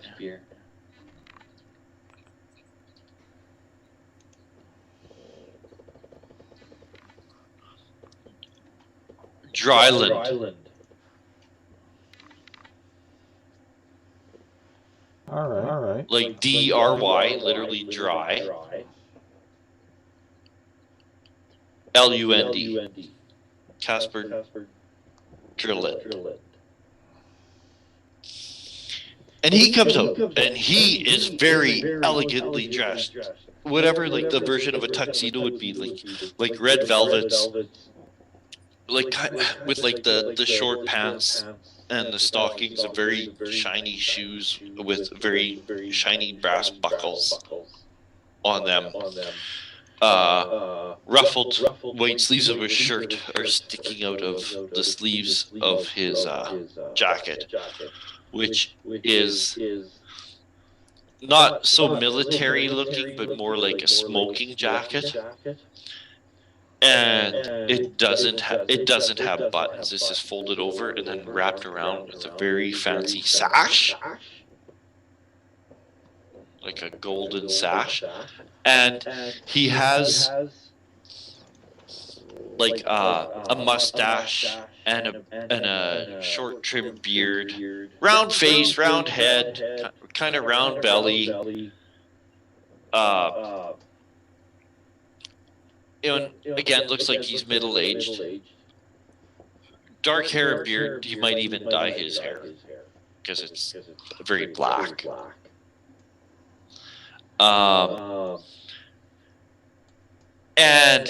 son of a bitch, right? For all the rules and no weapons, he's has in his sash a rapier. How did he get aboard? And they're like, and it's all like an embossed, fucking high polished silver sheath, and the hilt of the rapier looks like a bejeweled octopus. Speaking of which, perched upon this man's shoulder, like where you would expect a parrot if he were a pirate, you actually see is like a hand-sized octopus perched on the man's shoulder. And it is alive. You can see its tentacles move as it's like gripped onto the man's collar. And he comes out and he's like, "Oh, just talking to guests." Everyone's like, "Oh, Casper," and he's like, "Oh, having a good time, dear." And he's like shaking and kissing hands and, "Oh, let me get you a drink, please." And he's, and he's like, "Oh, Gareth, so nice to see you." And he's here. It's here's for that bet we made last time. You and your insights, I swear. And he pulls out like out of a pouch like a handful of chips, gives him like a guy a handful of chips. And, "Oh, good man.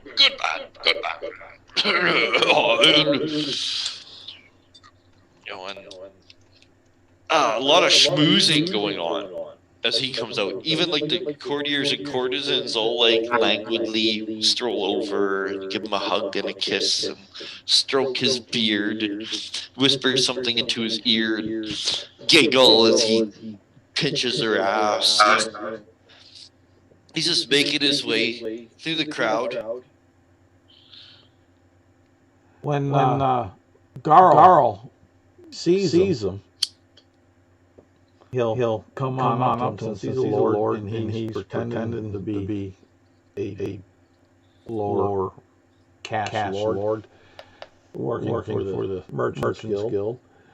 He'll go up and he'll go through the protocol of introducing himself and such. But when he does it, he'll do it in Draconic. And he'll be looking for his response, and he'll end it asking him, where are the minstrels?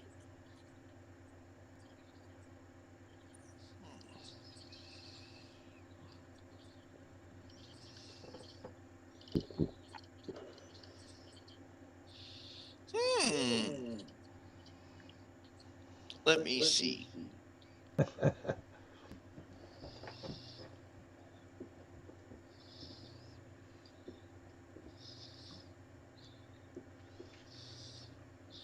Because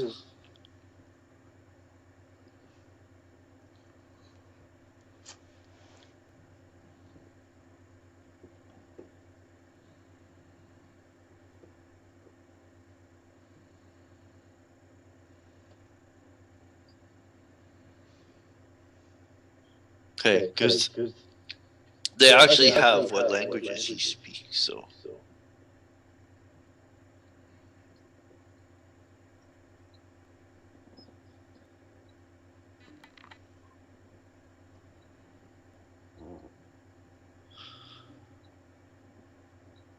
Where the heck?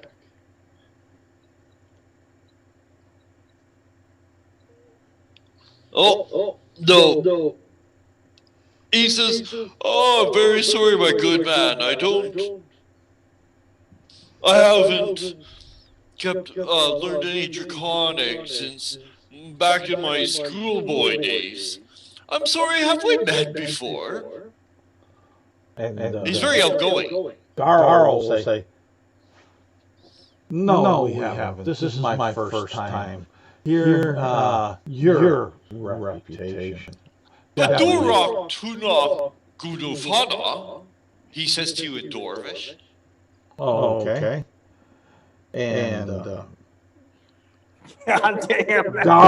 Garl will go ahead and click his heels quickly and do a very proper bow. And he will respond back to him.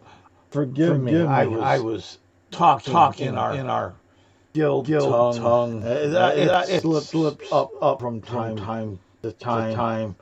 They're this, one has to stay on his studies and such. And then he'll ask him, where are the minstrels? There's a particular ballad I would love to hear. I've heard it once before in my travels. Oh, I bet you it's Chapuru Nakshapara, he says in Dwarven. And he laughs, and he looks at you and Morval. Morval's do you speak Dwarven? Do I? No. Oh yeah, Morval's kind of looking at that counter. The closest dwarf I could come would be my gnome. But my gnome. Morval says something to him. And I apologize. I did not know that you had sworn an oath to not speak your language.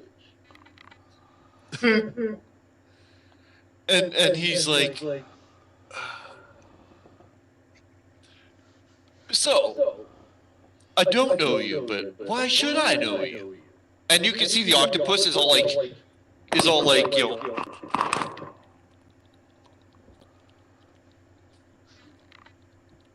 Well, Garl would say, maybe we can do some trade relations and build my guild stronger than your realm of influence. Like the coolest familiar ever. He's like, I've trained it to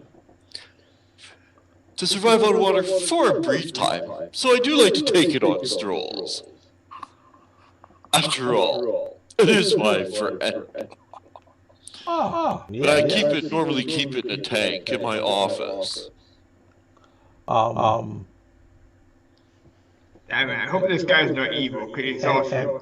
And where's Garl will say, well, that's interesting. Sometime we need to meet, talk profit and trade.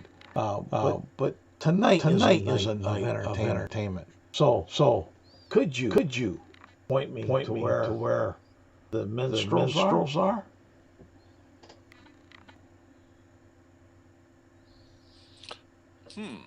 What kind of business are you into? Well, we being my guild and myself, we trade in certain ores and gems and other sundries there less the and some that are more on the more delicate side, let us say.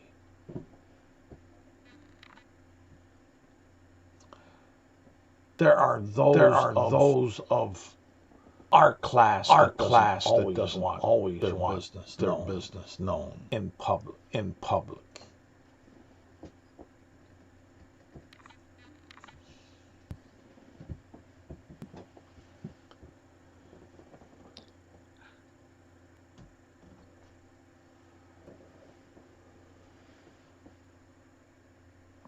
I'm just still trying to find it. They don't put everything, but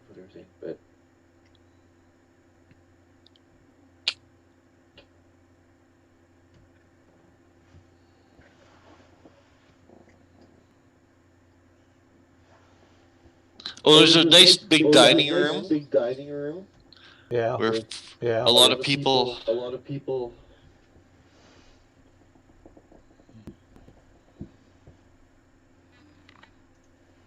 Oh, and there's a big painting of a real ugly painting on the wall. You guys be like, who? Well, it's like this guy. There's like he's a painting of himself hanging up in the casino, and everything's like I said, luxurious to the point of gaudy. Trump. Darian Gray is what hit my head.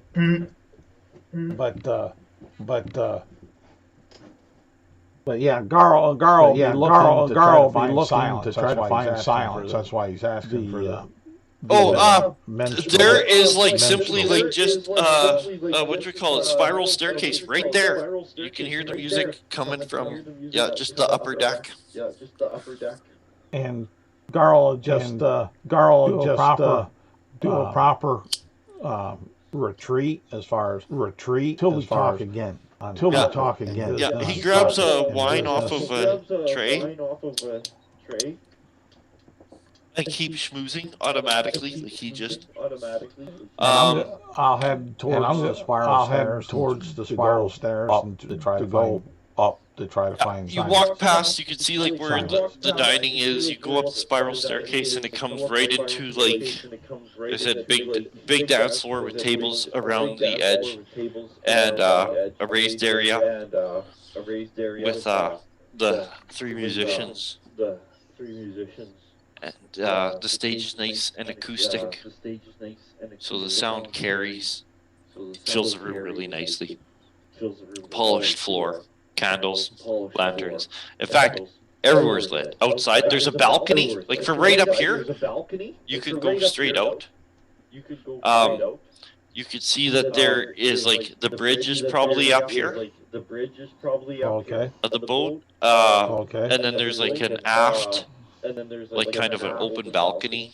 All right.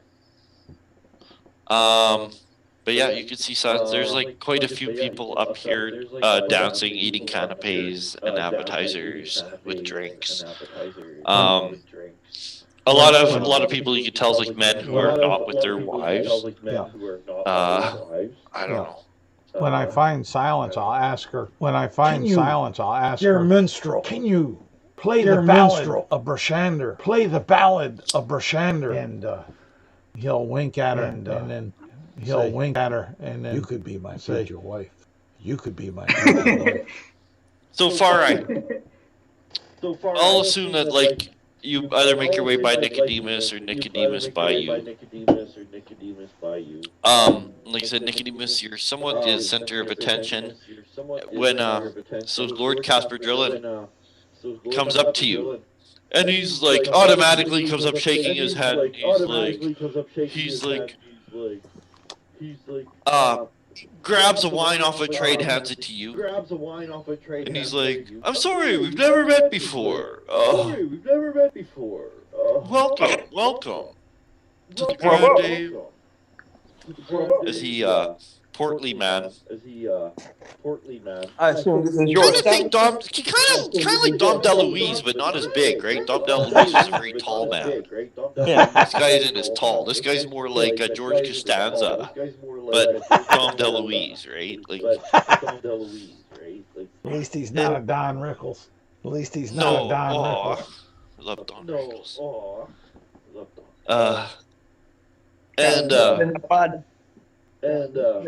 Yeah, he's like a shorter Dom DeLuise is kind of how he looks and kind of dressed and kind of, right?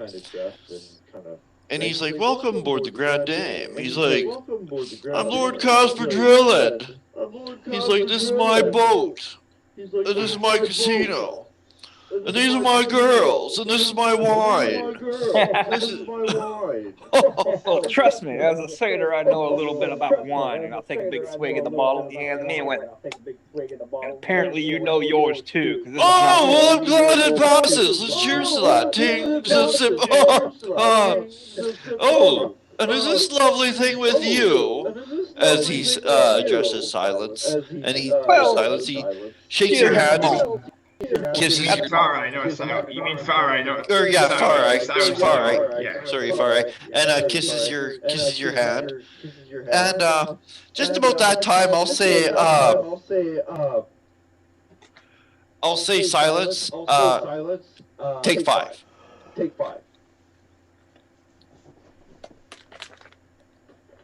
Like, they're like, you guys, like, it's time for like a short little break to freshen up and do whatever. The musicians are on a quick little break. Stretch your hands. Yeah. So where do you want to go? You can go to like the aft balcony area, or you can go down the spiral staircase to the casino. I say I stay close to my post, so the aft balcony. Okay. You go to the aft balcony. You can see that. To your left or right, you can see their oars extending out to the water on the lower decks where they're rowing. It's nighttime. And they're just rowing up the river. It's kind of, the air is crisp, but you've been performing in a hot dance room. It's nice to come out and get it doesn't feel as chilly as it did earlier because you're appreciating the chance to cool off and get some fresh air. You're offered a drink. Someone comes, like a server comes with a tray and offers you a wine, a canapé, whatever. And you can see just downstream. You're traveling upstream. And looks like you could walk around like the whole deck outside. Like there's probably like a walkway and a railing around the whole way. But now that the music has stopped, you can really hear like the commotion in the kitchen downstairs, the tinkling of silverware and plates, and voices all coming from the casino, and the spinning of the wheels and cheers. Okay, back down, Nicodemus. Ed Farai. So you have Lord Dryland there. And he's like, so what brings you to my magnificent ship? Truthfully, the rumors of your ship astound all over the north, probably as much as the rumors of my accomplishments. But I'm not just some mere nobleman. I'm a man of who can get things done, and I've often heard that those who wish to have things done, at least those with enough money to pay and enough class and style, that is, frequent your establishment. And so, I just come around here to possibly offer my services to any of your clients. Just let them be seen, let them see me, especially since I'm capable of many things. So perhaps you've heard of me. I am the hero of Bryn Shander. Hold my voice down, kind of whisper in his ear, looking around from side to side like it's a secret. I slew the Frost Giant Queen Trophy. And since that those pesky things are causing problems all over the north, I'm assuming that some of your more enterprising people may have work to be done regarding them. And since I've shown a bit of talent in that regards, they may wish to make my acquaintance, and I may wish to make the acquaintance with their goal, so I can more properly enjoy the festivities offered by this luxurious yacht of yours. Joseph!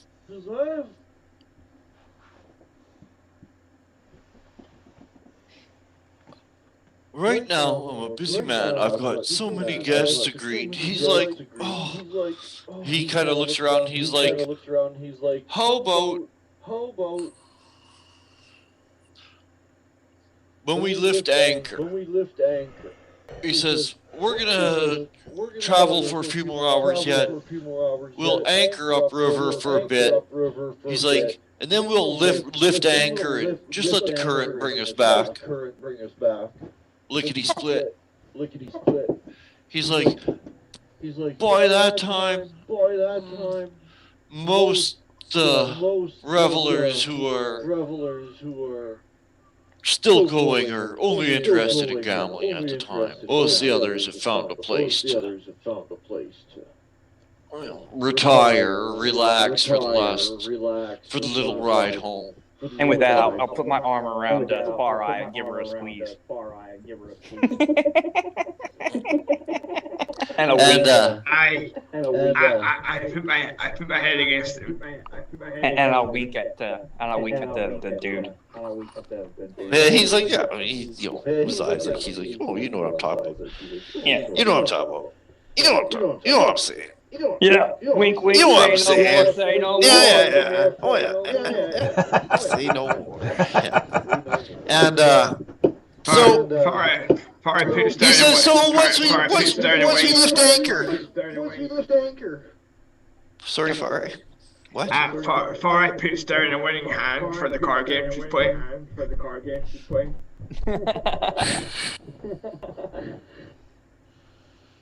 And he's gonna continue on and schmooze for a little while.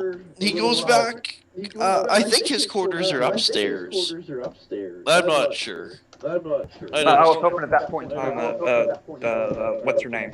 Silence could be like, oh, and here's the tale of the heroes of Bryn Shander, who slew the frost giant Queen Trufi in attendance here tonight. Let me sing my song.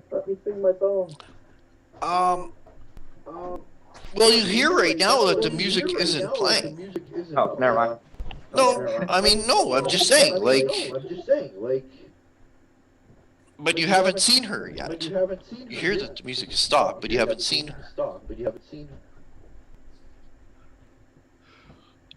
The goblins are just standing about 15 feet away against the wall, their backs against the wall, standing at attention. It's all over, baby. Sorry, I got the door song going through my head at the moment. When the music's over, turn out the light. I'm done. You're lucky. I was in a bar band in the 90s, so I always think closing time. Turn all the lights on. Let yourself into the world. Yeah, that was annoying. Actually, I shouldn't say that. I bet you had to play that at the time, right? Well, yeah, it just became like it was such a cliche, and every band did it, right? That's what I hate, is I'm playing a song that every band does. Because one guy really made me laugh. He said, yeah, you guys are a really good band. I said, oh, thanks a lot. And he's like, I've heard 1 million bands play 1,000 songs. Which is so true. Yeah. Everybody plays this thing. I mean, to a certain extent, you gotta, get the people what they want, and if that's what the people want to hear. Right. Like they're like, in my opinion, they're called standards for a reason, right? Yeah. But still, right? So like my band. We still have a band after COVID, who knows? If there'll even be places for more bands anymore. The building's hard destroyed. But like for a three piece like band, we're kind of funny because we'll play like Black Sabbath, Iron Man, and then we'll play like, you know, of course, Deep Purple, Smoke on the Water, and then we play like Elton John, Crocodile Rock, and we play like Maroon 5, and we do like Simple Minds, right? Don't you talk? Yeah.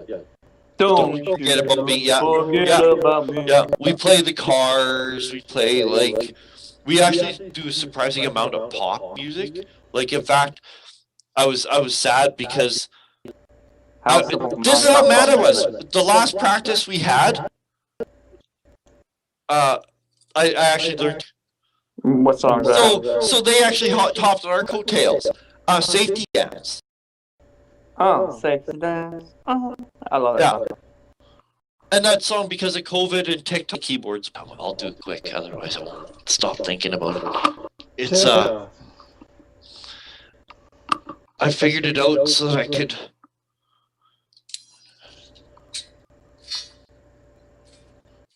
So it'll be like, you should be able to hear that, I think.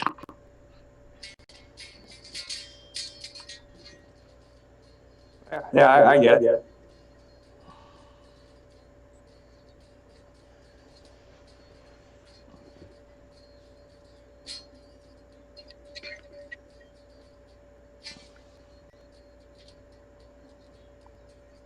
Right? Dance and sing. And then you'll.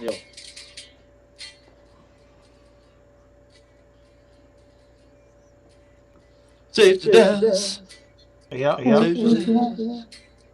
Safety dance. Party music. Anyways. Yeah, so I'm mad because like we're like, hey, let's do that. It's such a stupid song, right? Like, you know. It's a good song. I like that song. Well, but it's so 1980. I don't know. It just we're like that'd be like just like kind of like a real bad song choice to do for us, right? We're a three-piece kind of rock band, and we're like, but we also do like what is it?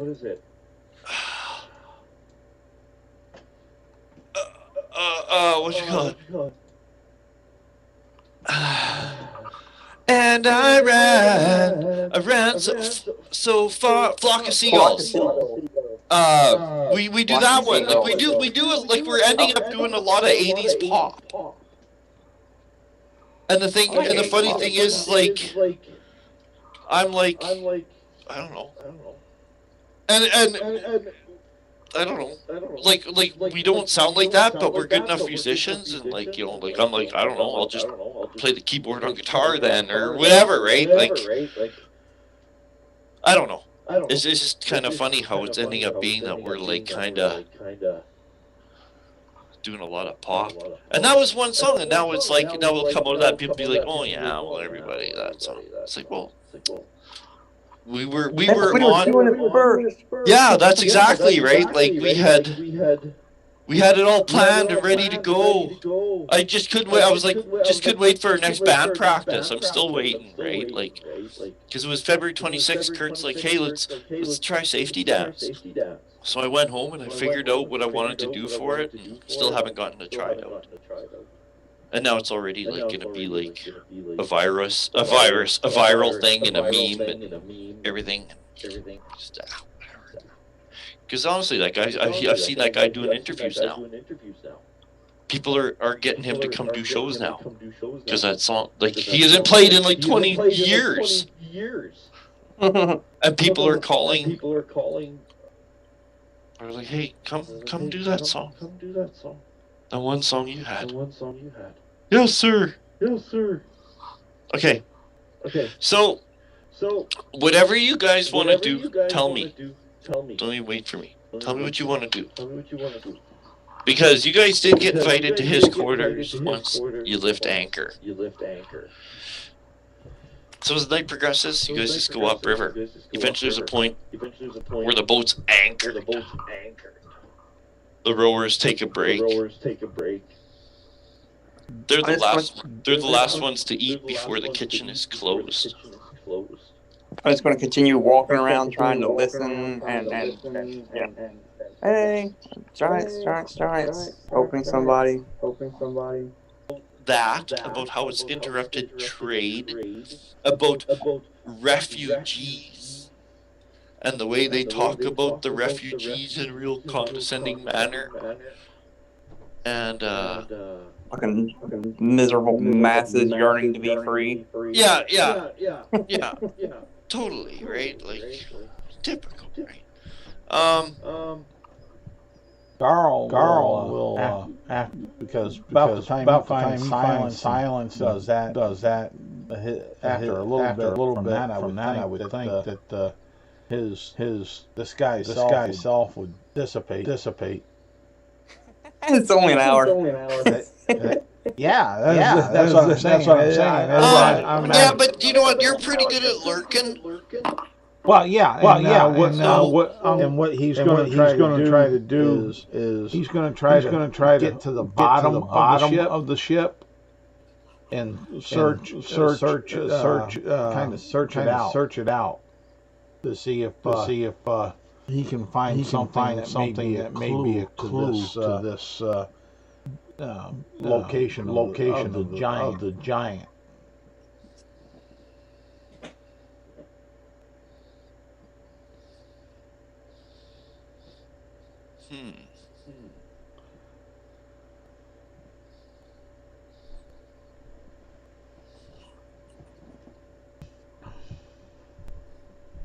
Or I just gambling and maybe listening in to people who she's gambling with to see if making small talk with them, try to find out the same kind of information.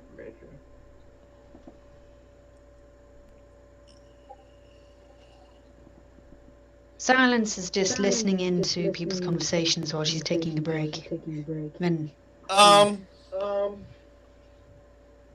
Okay, sorry, Silence, what was that? I'll be just listening to people's conversations while I'm taking a break. Yeah.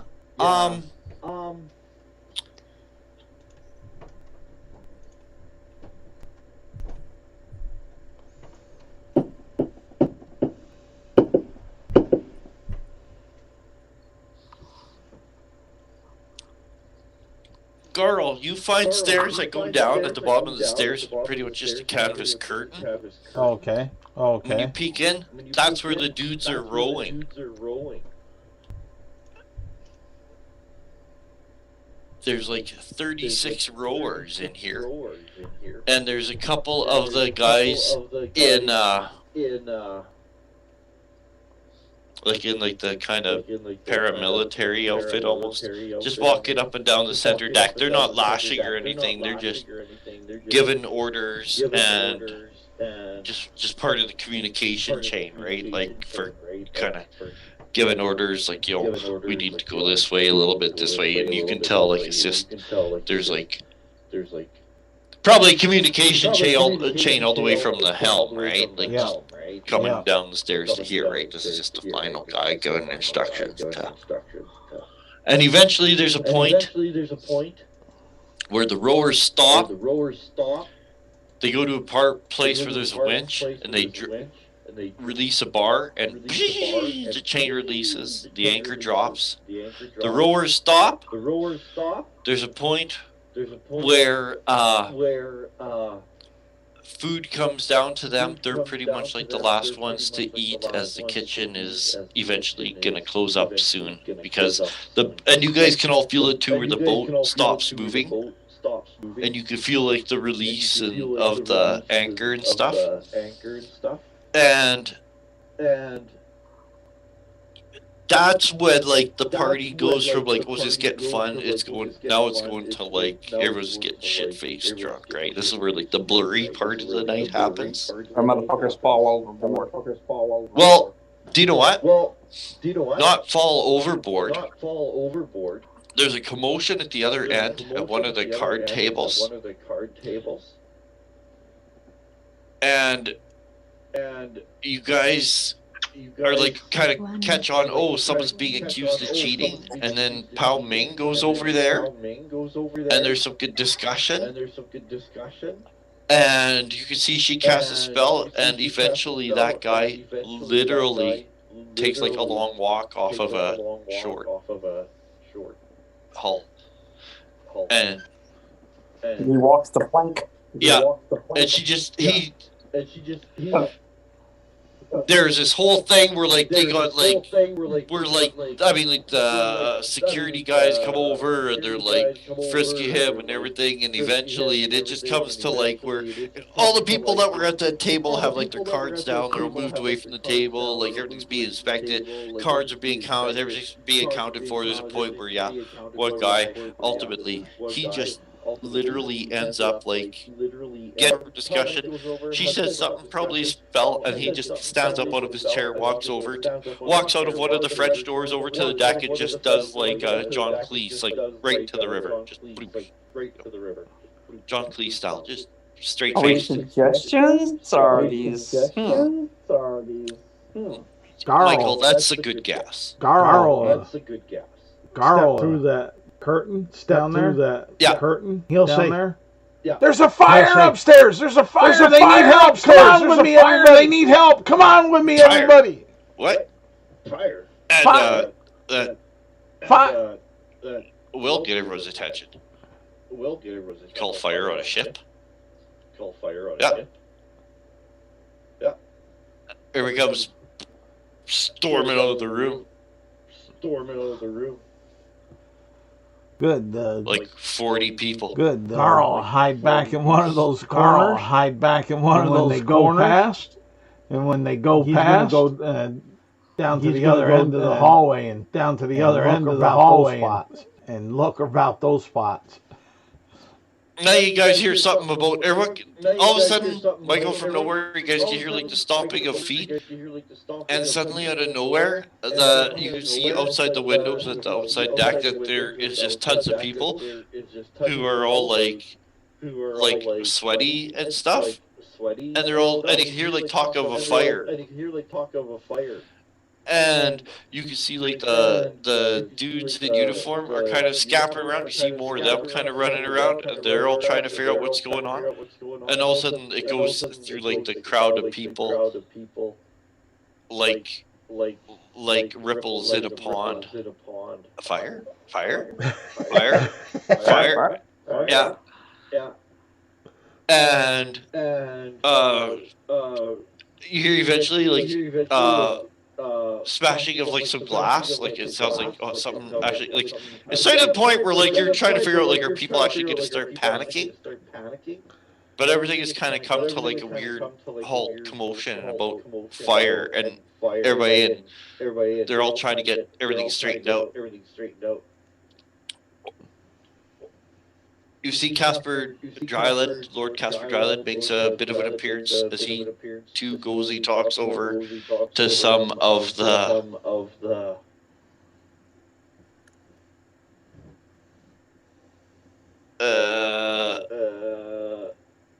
like staff and other sailors and stuff like that, like the uniform guys. And then you can hear like, "Calm down, everyone. It's okay." And you hear it's like the captain of the boat, and it's like, "A false alarm. Apparently, we have oh, what the fuck is it called? Where you sneak a ride?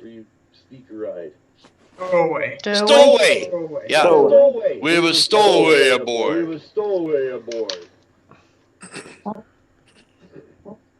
It's not like they charged. You know? Nope. But people do. It looks like people are spending lots of money. Yeah. I mean, there's complimentary wine, but you want something else, you got to pay, right? Meh. You know. Oh, Even like the courtesans and courtiers, you can see like, oh, even they're being like tipped in a way. Just you can see that they're even being tipped, right? With chips, or given chips, or whatever.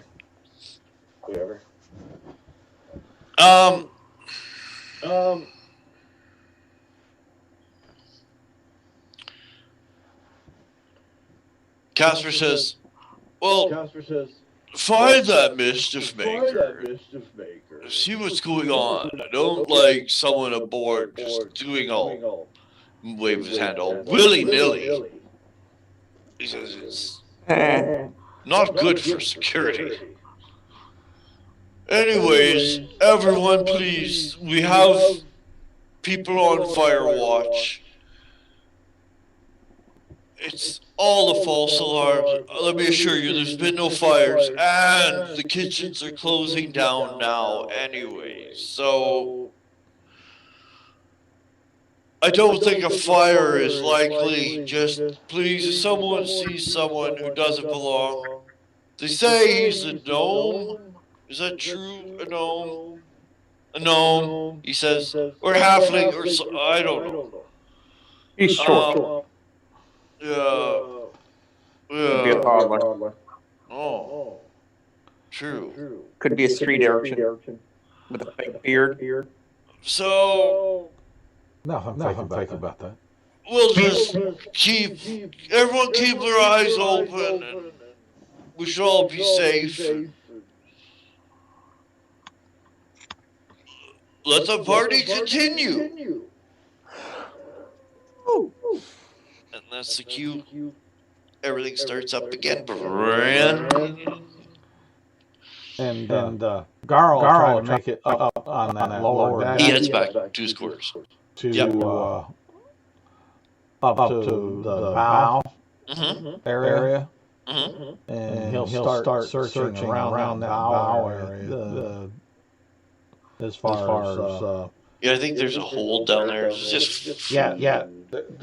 And if he doesn't find anything from the that he relate to the giant, what he'll do is up in the forward hold where the crates are at the very tip of the bow. Yeah. He'd go in there and he will hide behind the crates. And he'll be waiting for it to dock, and hopefully over here, folks or noises that may give them some clues. Okay. There's guards posted down there, but they don't come and actually search the hold for you. But you can tell there's probably guards posted everywhere. Okay. He figured that was. But they don't actually come in and search the hold. It's just the storage hold. They don't bother. They just don't. Yep.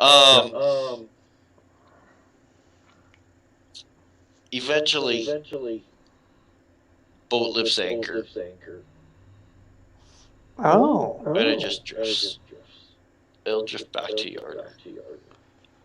And it's like already like after midnight. Now, by the time the boat begins drifting back. How's the boat constructed? Is it flat bottom? Yeah, but is it lat boards one on the other over the other? Here, let me see. I don't know. I never thought of it. Something. It'd be something. However, big boats like that are constructed. I don't know. Because on the way back down, Garl will be pulling his crowbar out, bag of holding.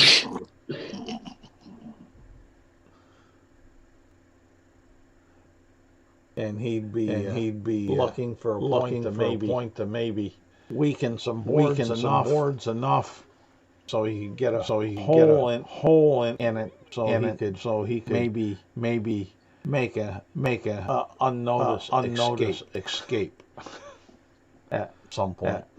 Yeah, it'd probably take him a while. What he's figuring. So that's what he doing on his ride back. Well, I would say most certainly like deck board.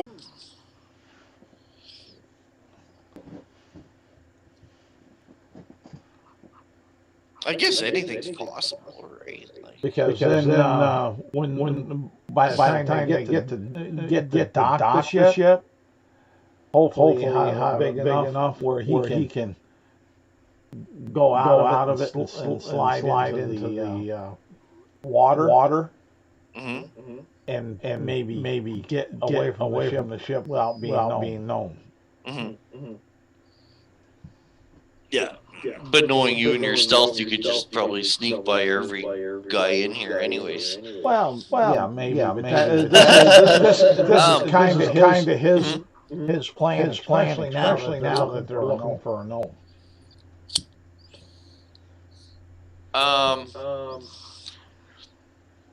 So yeah, that's you guys can, like I said, eventually, like you could tell they lift anchor. Garl, you actually hear like the winch work when they hoist anchor. You hear the clatter of the ratchet, the ratcheting clatter, and a lot of people are like very intoxicated. Like women are like to the point of like they're carrying their shoes. Point, right? Okay. And that's you guys are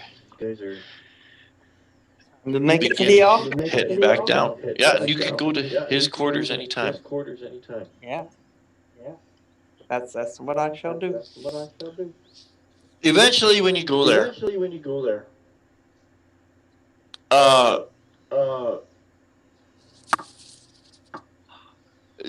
you actually hear some like talking and laughing, and you can hear that he has like two women and a guy in there, and they're just having drinks and doing whatever they're doing. And you thought, if you thought the casino was like tacky, luxurious, gaudy, his private quarters is even more so. It's like with the velvet curtains and the throw pillows and the rugs and the chandeliers and the little apartment-sized piano and the dressing tables and the candles and the goblets and paintings of himself and one of the centerpieces of this room is a big massive like aquarium with like kind of like it's on like big fancy animal shaped legs, like wood oaken legs like you'd find on a big massive dining room table, and there's like a cabinet built in to this big stand, oaken stand that this big water tank aquarium is on. And you can see like there's like actual like plants growing, and there's like a bunch of little fish in here, and there's coral and sand, and at the bottom, shuffling along, is the octopus in the bottom of this aquarium, and in the center of this aquarium is like a miniature treasure chest. And this like octopus is scooting around, and little like schools of fish are darting back. It's a big aquarium, right? You know, I bet you like the top edge of it is like damn near 6 feet tall, like with the stand and the aquarium. It's this whole unit. It just encompasses the center of the room. There's like overstuffed chairs and tables, and it smells of fancy pipe smoke in here and wine. And when you guys like are like led into the room, but he's like, "Oh, our new friends. Oh, I hope you're okay. I hope that you weren't concerned over the false alarm earlier. No. Oh, good. Oh, things like this never happen for years, and then when they happen, it's just, oh, how dreadful it reminds me of. Well, Powming and Storm. Just hanging off Nicodemus at this point. She's not as drunk as she's acting, but she thinks she should play along just because sometimes it helps to get people to say things around her that they wouldn't say around someone that was sober.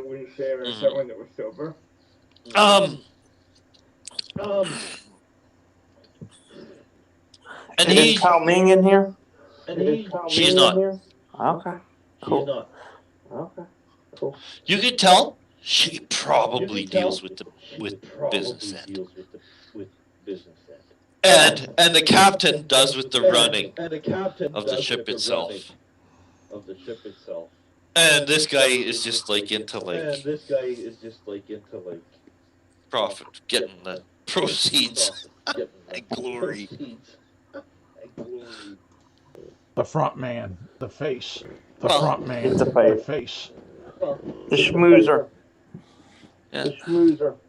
He's the brains. I'm the brains behind the whole operation. And he says, and the other guests are like, okay, well, we'll let you do your business. They basically go leave you guys alone with him. And he goes over to the aquarium, and he like taps on the glass, and the octopus comes, right up to the glass, and he's like, oh, brilliant creatures. They're so smart. The evolution of that. Quite a thing. They're just so unlike any other creature. Yeah. You know that their scientific Latin name, de novo, or whatever, is for like unknown. Like octopuses are considered like the most alien species on this planet. It's like, perhaps that could be the origins of the evolution. Would be like pallid tadpoles. Ooh, I don't think so. I've heard that those. I don't know. I know nothing about elithids.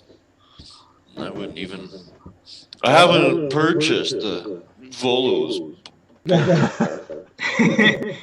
Volo's Guide to Monsters. It's canon in World.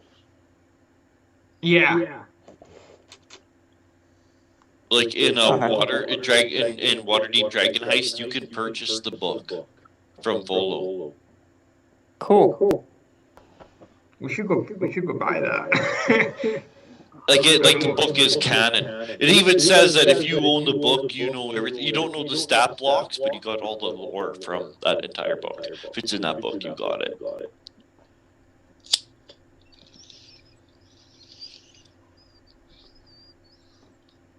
In my tabletop game, I let my players buy it when they were in Waterdeep. What's Silence up to?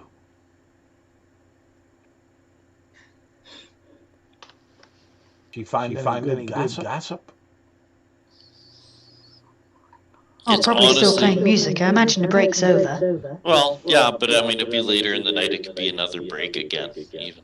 Yeah. If you wanted. Wandering around the tables at the top, just listening in, grabbing a glass of wine, a nibble, Picking keep myself going. Typical musician stuff. A lot of people are either like ignore you, or if they tell you how good you are, it's because the next thing they say is like, yeah, I play something too, and then they just talk about themselves playing, like you're supposed to care. Yeah. Which is so true. I don't know how many times. On so many levels. I just get ignored, like when I go on a gig, I just get ignored, and then there's just always some annoying guy who's like, "Yeah, you're really good. Oh, thanks. Yeah, I play guitar, and I blah blah blah blah blah blah blah." And that's it. And then every time you see Kate, it's like, "Kate, I gotta go to the bathroom. Oh, I'll come with you." And it's like, "Oh no, don't." Like. Like an invitation. Yeah, like I'm trying to get away from you, like, oh, and all night. That's it. And then we were like, it's like, oh. Yeah.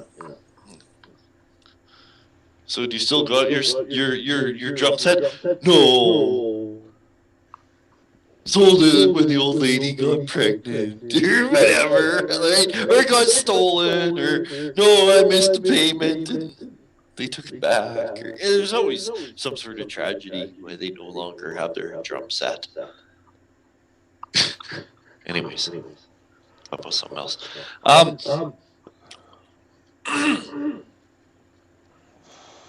Silence, you're walking around, it is like kind of like quieter, right? Like a lot quieter. Like people are either too drunk and sleeping at tables, or the kitchen is closed down. The music isn't playing, so people are dancing. Like the mood has really succumbed. If people aren't gambling, they're like looking for a place to have like a quick nap, pretty much. Or just sit and have a quiet conversations. Things are really mellow now as the boat is drifting back to town. The sun is gonna be coming up soon enough. You actually come down the spiral stairs to see where your friends are. When you don't see them, you kind of ask like another like a waiter or something like that. Like they kind of know you're one of the musicians, and it doesn't take long for word to travel. They say that they're in like Lord Casper Drillin's private chambers, having a bit of a meeting with him.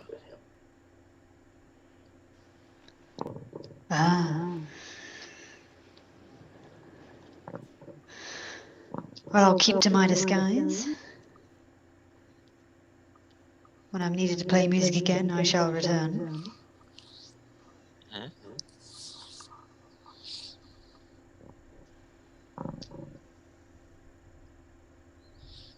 So Nicodemus, Farai. Yeah, so, oh god, I can't remember this guy's name. Casper Ryland. Drylund. Lord Dryland. Or Drilland? Some? I don't know. Drilland? I don't know. I have no idea. Sorry, didn't interrupt you. So, Lord Dryland. Just curious if during your time today of schmoozing all your guests quite well, you happen to have found anybody who has any giant issues they may need to be taken care of for a price, of course. He or any other stops, word but for that matter. he was lifting his glass to his lips, and he stops, and he's like, "Is this supposed to be some sort of joke?" I assume that's why you asked me in here. I assume that you knew of people who needed something done, and we're looking for people to do it. He says, If I'm wrong, I'm sorry. If you just want to talk of exploits in the north, I can sure regale you with some tales that I've done. As we finish a bottle. He's a very strong warrior.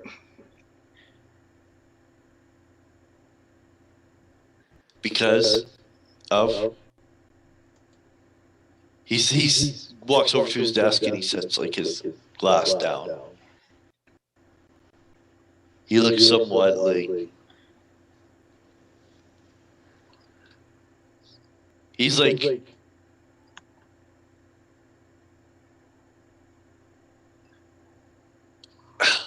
okay. Dungeon Master has to go for a bio. I think that's why I can't concentrate. Okay, doggy daddy. We got you covered.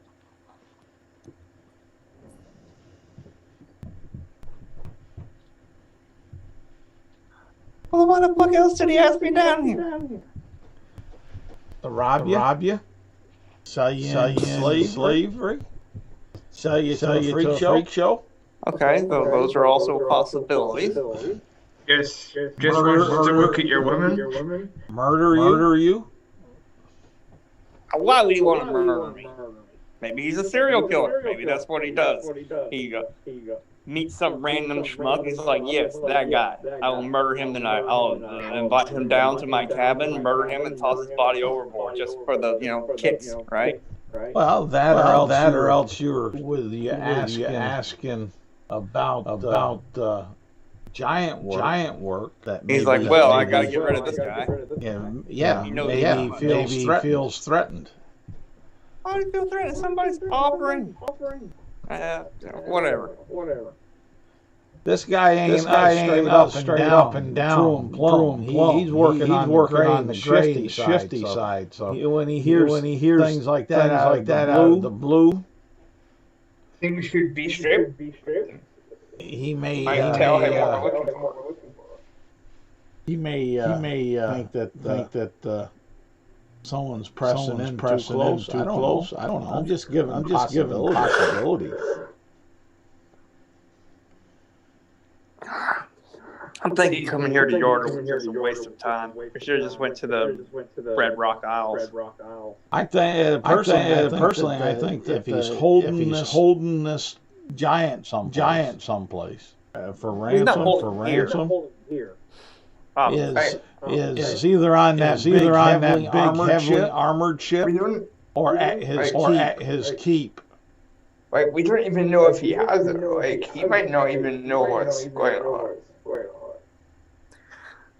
I think we have a poker chip. We have a poker chip. He's working for somebody who does, or he's getting paid for somebody who does, or he's maybe it was someone who does, or maybe it's just someone that gambles at his casino, or maybe another dragon that's polymorphed and working the edges. Could be. It's not the first one we've seen. I mean, what do we lose by just straight up asking him?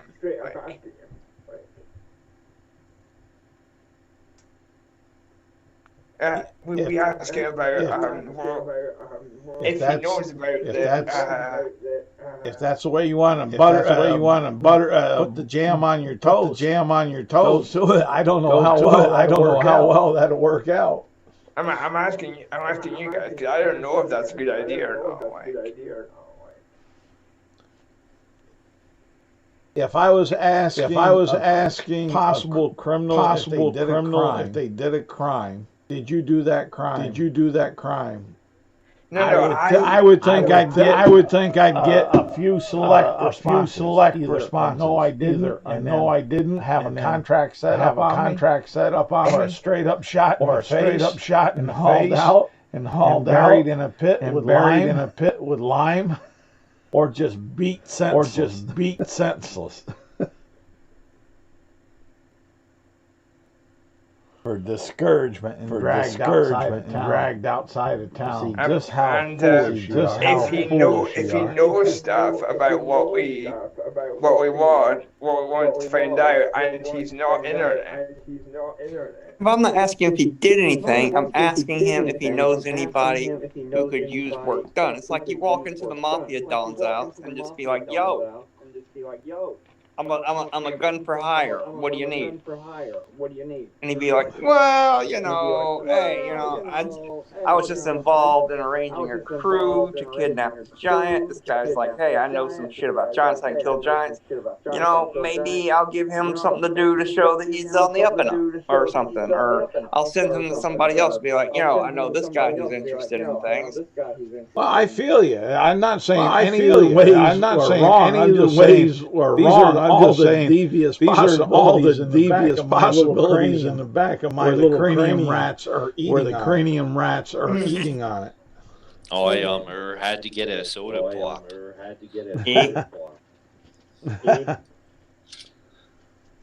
A Dr. Pepper. But we're doing all of this on the assumption that this guy is internet. Like, all we have is a poker chip, right? Like, it could be anyone that even frequented his casino for a little while. Let's put it to you like this: there wouldn't have been a poker chip in the thing to point us in this direction if there wasn't something here to find. It couldn't be like, oh, it was just some free thing. The adventure, Play yeah. poker there and just oops, has no other ties other than he was just there one night and had it on as a souvenir and dropped it. Oh well, nothing to learn here. No, there's something here, or else it wouldn't be in the adventure.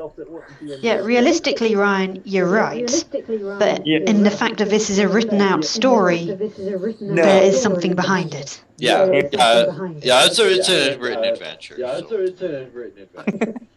mean, you got a point that, it could have just been somebody who was there once and has no other connection. It's like some schmuck is there, got a poker chip, cool, dropped it as a thing accidentally. Trying to say it's a red herring?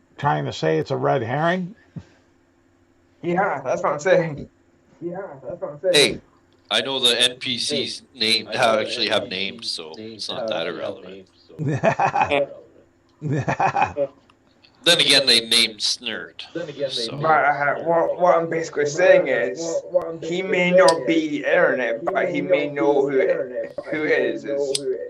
Which is, I think, the angle we should be going here. So, if that is the angle we're going for, then being straight with it might be the best way to go here, is what I'm saying. Well, I got your back down here. The cargo hold. I am just also curious as to what is in that treasure chest in the Aquarium tank. aquarium. There's something in that motherfucker. I'm just telling you. It's probably a mimic. Could be.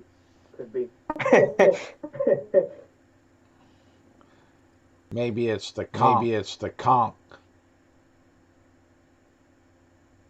But I think there's something in there. I would not mind one damn bit if this turned into a fight and I killed him and ransacked his treasure chest. We have no weapons. Do we need weapons for clerics? Gabo has a weapon. I mean, honestly, I can cast holy weapon on my fist and punch him for 2d8 radiant damage. I could cast inflict wounds on his heart and eat on his heart. My instrument. Or any other number. Yeah, my instrument's got a spell that I can make like a club do extra damage. You just need to grab something wooden. Like Shillelagh. I mean, Gabo has the dagger and instructions to protect my priest. And I have my weapons. Down here in the hole. I'm protecting you well. Yeah, I mean, granted, my armor class sucks, but I don't feel offensively defenseless. I'm a cleric. I'm fine. I don't hit people with my sword anyway. And neither do you, Far Eye. We're fine. I mean, we don't have our armor, which sucks. Yeah. I mean, I could turn you into a giant gorilla.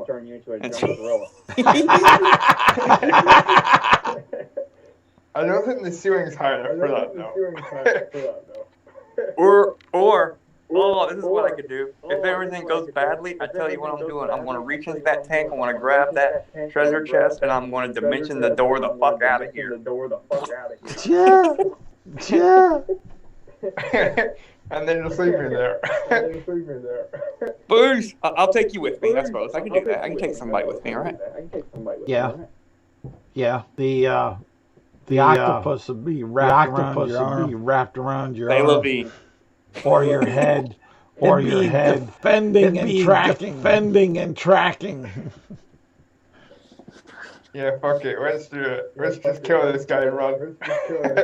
Well, I'm just saying if things go bad, I wouldn't be disappointed. Yeah, I know. I just take that shit and go. Like, oh, there's something in here. I'm sure. Neither of us are really lawful big clerics here. We probably don't care if we do this. I'm damn near 100% certain that there's something cool and valuable in that treasure chest. I can tell you that there's something about this ship here because it was in the adventure. They're not talking about the octopus hanging out on a treasure chest in a tank unless there's something in that fucking treasure chest. That's how they do these things. Hey, heck, if I believe that there Yeah, were I think I plant pretty obvious seeds. I think.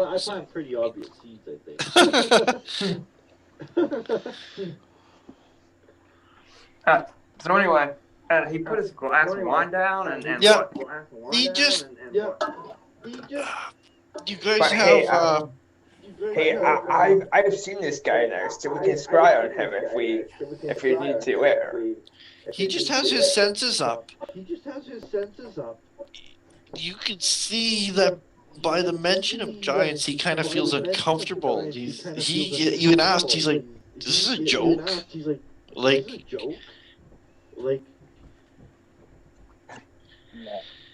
No, I've lost a pretty penny here. I need work.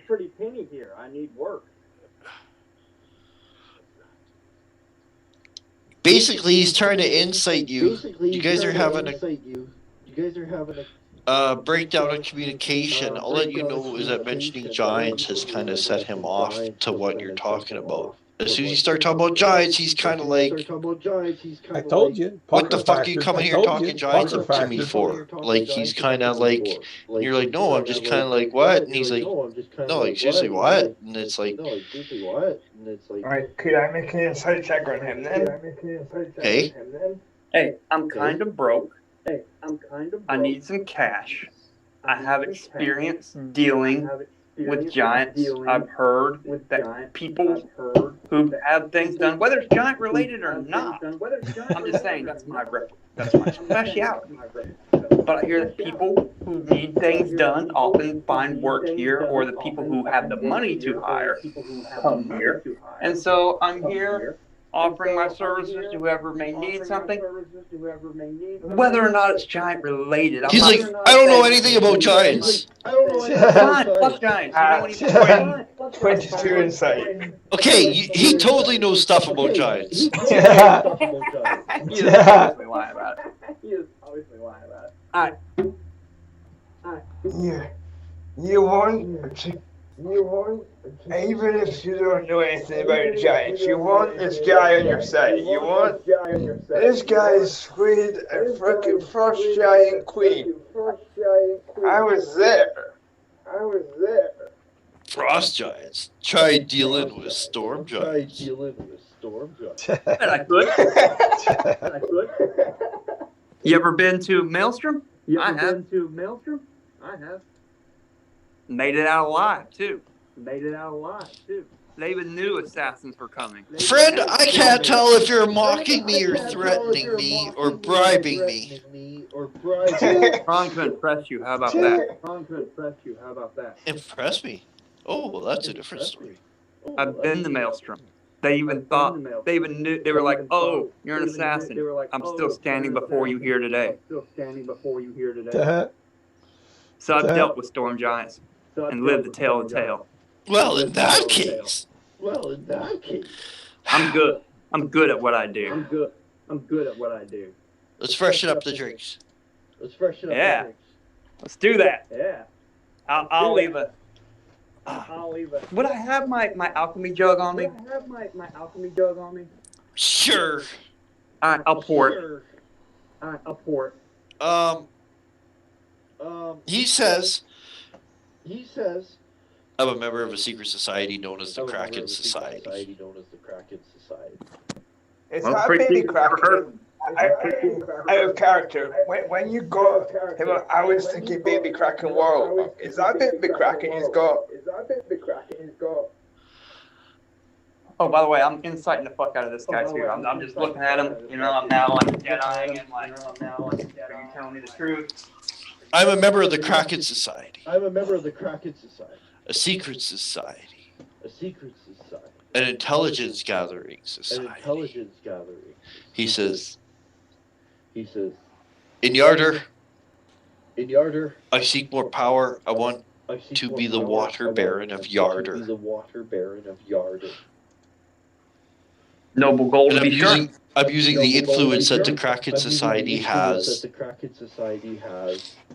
To gain influence, gain power, gain whatever, right? Kind of like what I'm doing. I'm looking to gain influence power, primarily through the acquisition of gold. Right. We can be allies here. We can help each other out. I've got no desire to be the Water Baron of Yarder. I just want the gold. Right? Right. You want fame, I want power. It's all good. There's room in the Kraken Society for all of us. Yeah. I want gold. Especially, and if you're white male, it certainly helps too. What's wrong with it? And he's like, now, by the way, like, the Kraken Society is like run by like a giant ancient kraken that like lives in the trackless sea and the Sea of Falling Stars. But anyways, as worshippers of Slarkrithel, I think is his name, we're hired by, well, do I have to go to the trackless sea and meet Slarkrithel to get paid to do something? He says, well, and he says in a hushed tone, he says, the Kraken Society was hired to capture the king of the Storm Giants and kill his wife. Wow. That's... Even I would be hard-pressed to accomplish that feat. He says, we actually, not me personally, I wasn't there, but... Hey, did you put the team together? Because that's skill and talent in and of itself. He says, well, I'm constantly in mental communication with Slarkrithel. Slarkrithel feels comfort, I suppose, in having my eyes and ears always open. I kind of great go towards the aquarium and the octopus. I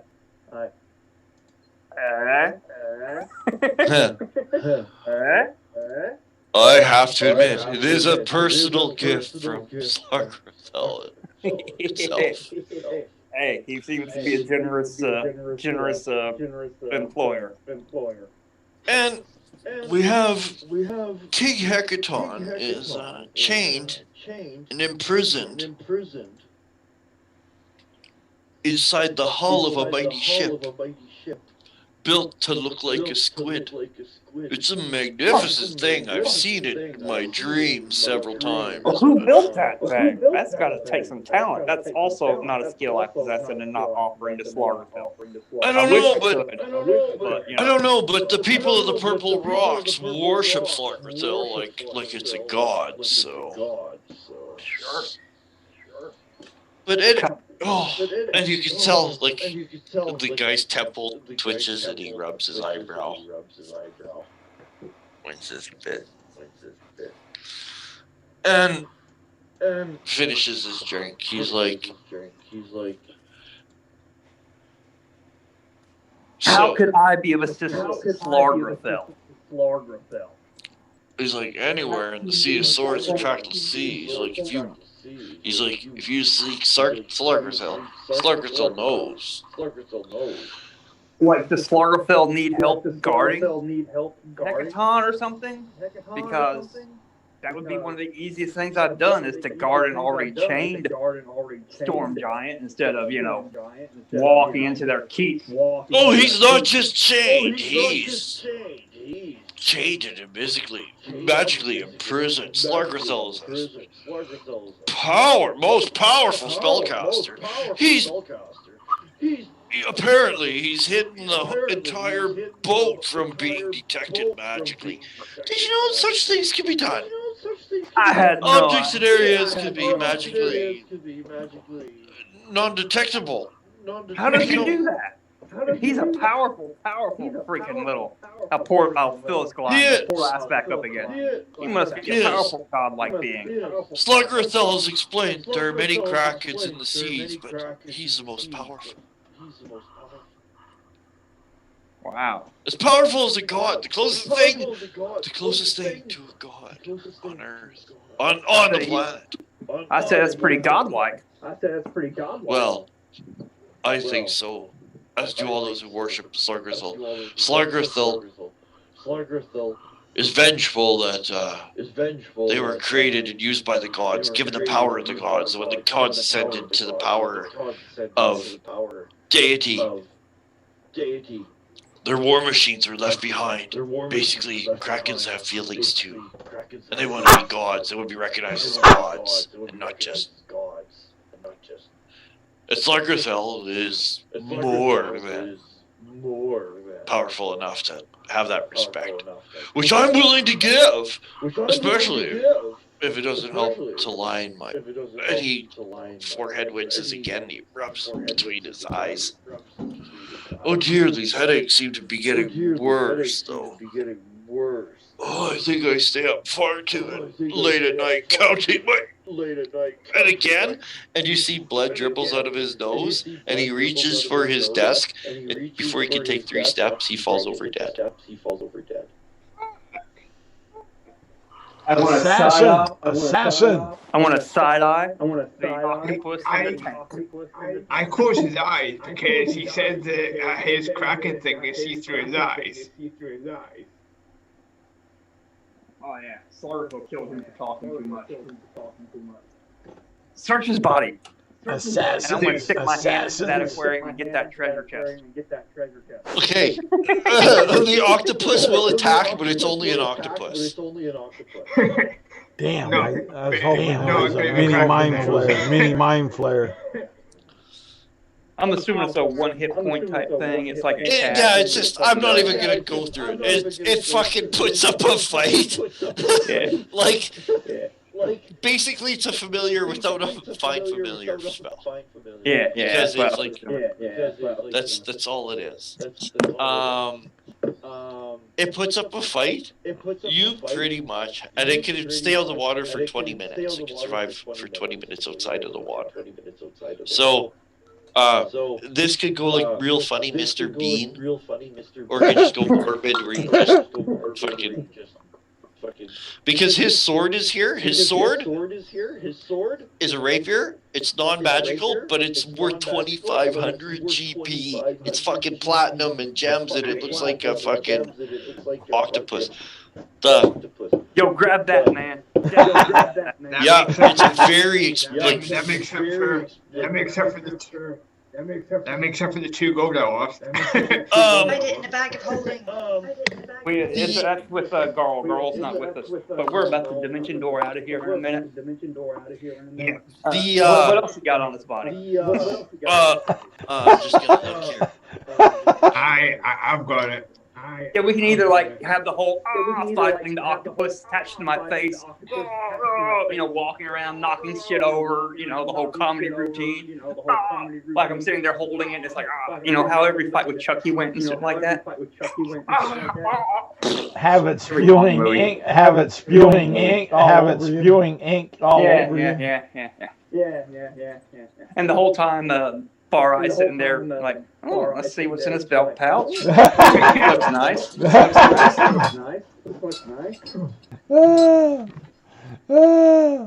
Eventually, I just toss it down to the ground and stomp on it a few times. Squish. There's a squish. wine goblet and a decanter, each worth 25 GP. His 2,500 sword. Yeah, we're checking the sword. I don't unless you're like taking the It's wine. not magical, it's just expensive. And there is a pouch that he has his 950 GP gemstones. There we go. So 450 in gems there.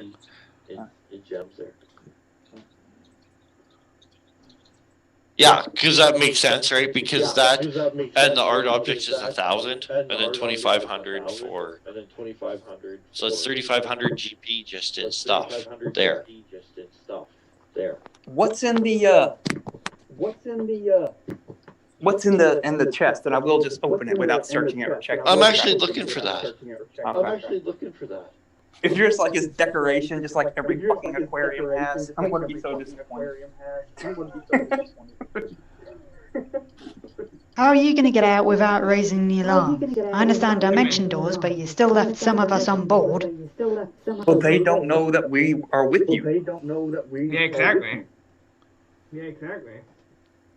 Maybe Poe will sense you. Maybe Poe will sense you down and track you down. She's a wingless dragon. She's a wingless dragon. That's possible as well. Lung hey. Lung hey.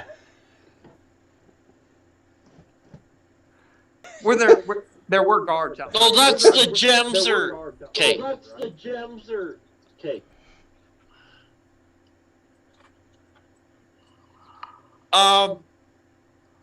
In the treasure chest is a key.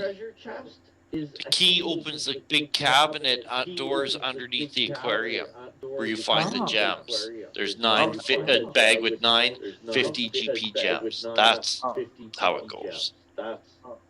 Are you talking about 9 gems each worth 50 gold pieces? Correct. Okay. Yes, correct. Yeah. So that's like 3,500 in goodies. And you learn the information that King Hecaton is imprisoned and bound in the hull of a giant squid-looking ship somewhere out in like the trackless sea and like purple rocks and stuff. And it's magically. That's why no one can scry. It's magically non-detectable. We need a fucking apparatus of quality. You think the quash? You think the I borrow it? We have a gnome? Alright. Alright, so now that we've ransacked this place, we've got our information. Do you want to try to leave here and then Dimension Door, or do you just want to just Dimension Door directly out of here and go like 400 feet that direction, and then swim the rest of the way if the river? The doors open up and Pao Mink walks in. Peace! He's dead. And she looks at him, just looks at everyone, looks at him dead on the floor, and looks back at you guys. You guys say what? Peace out. Peace out. And you guys say what? That direction. She just looks at him, dead on the floor. She comes in, closes the doors. I didn't do it. Wasn't me. The motherfucker just fell over dead. Forget the fact we just ransacked this place. Could I interest you in some gems? That's not going to work. She goes over and nudges him. She says, "You promised get off my boat. Just get off my boat." You know she's calling it her boat. As you wish, by your leave. She says, "Someone help me throw him over the water." And she like begins like rolling up the rug. Like he's face down on this rug. She just begins rolling him up. I will assist them. I will help. Swearing in her language. You don't know what she's saying, but you can tell she's swearing. How far has Garl got with breaking through the side of the boat with his crowbar? Pretty much whatever you want to do, but if you're trying to sink the ship, let me know. But you can make it. You can make a gnome-size opening quite easily, I would say. Especially with a tool like a crowbar. I've never understood that, like in movies when they lock someone in a room and they pound on the door. It's like if it's honestly that bad, pick up the computer chair, just go through like the sheetrock, right? Like just. But the secondary effect, if it does sink the boat, is okay. Well, it's inevitable, and you're going to be letting water in. As soon as he can get. But do you think it'll make it to shore? It won't sink like immediately, but There is water coming in. Good, Oops. good. And he'll try to swim on out without being detected. Oh yeah, you can easily get out of that hole and go alongside the edge of the boat. Totally. All right, great. Great. Because like a gnome-sized hole wouldn't have to be very big at all. Like you can, and what I picture in my mind is that you tried to make it above the water line, but it's inevitable. Some water's going to come through. So it isn't hard for you to be somewhere on the exterior hull. It's also dark outside. There's a lot of places to hold on, like where the oars come out. Or even just lines and ropes or whatever. You could see downriver. You can see that not only is the sky lightening in the east, but you can see that downriver. You can also see like the lights of Yarder, and it won't be very long till you guys make it back for dawn. But yeah, that's pretty much what Garl's trying to do. That way he can. And then you hear like a splash, and you see like what appears to be like a rolled up rug go floating downriver as it kind of sinks. You see Pao Ming and me like Yeah, like, Pao Ming and Nicodemus. Yeah, totally. Garl be questioning his another member of the team. Like, do you have a dinghy or anything that me and my goblins and this trollop I found could use? And we'll get off your boat immediately. Oh. She just looks tired. It's been a long night already. Puts her hands on her hips. She says, "You may as well just wait." She says, "It will be at the docks within an hour. Let's just keep it. Oh, you and your companions all on the site. Just." She says,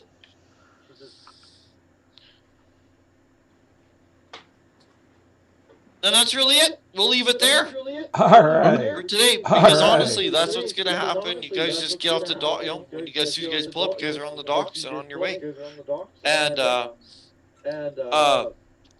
that's where we'll leave it for like game time. You guys can take the teleportation circle, Kraken Dawn, right? Take your teleportation And divvy it up. Yes. Alright. In Waterdeep, you can do anything like that. And buy a couple of Bolo's guys. List of the Hand of Yarder. We can guessed. Him.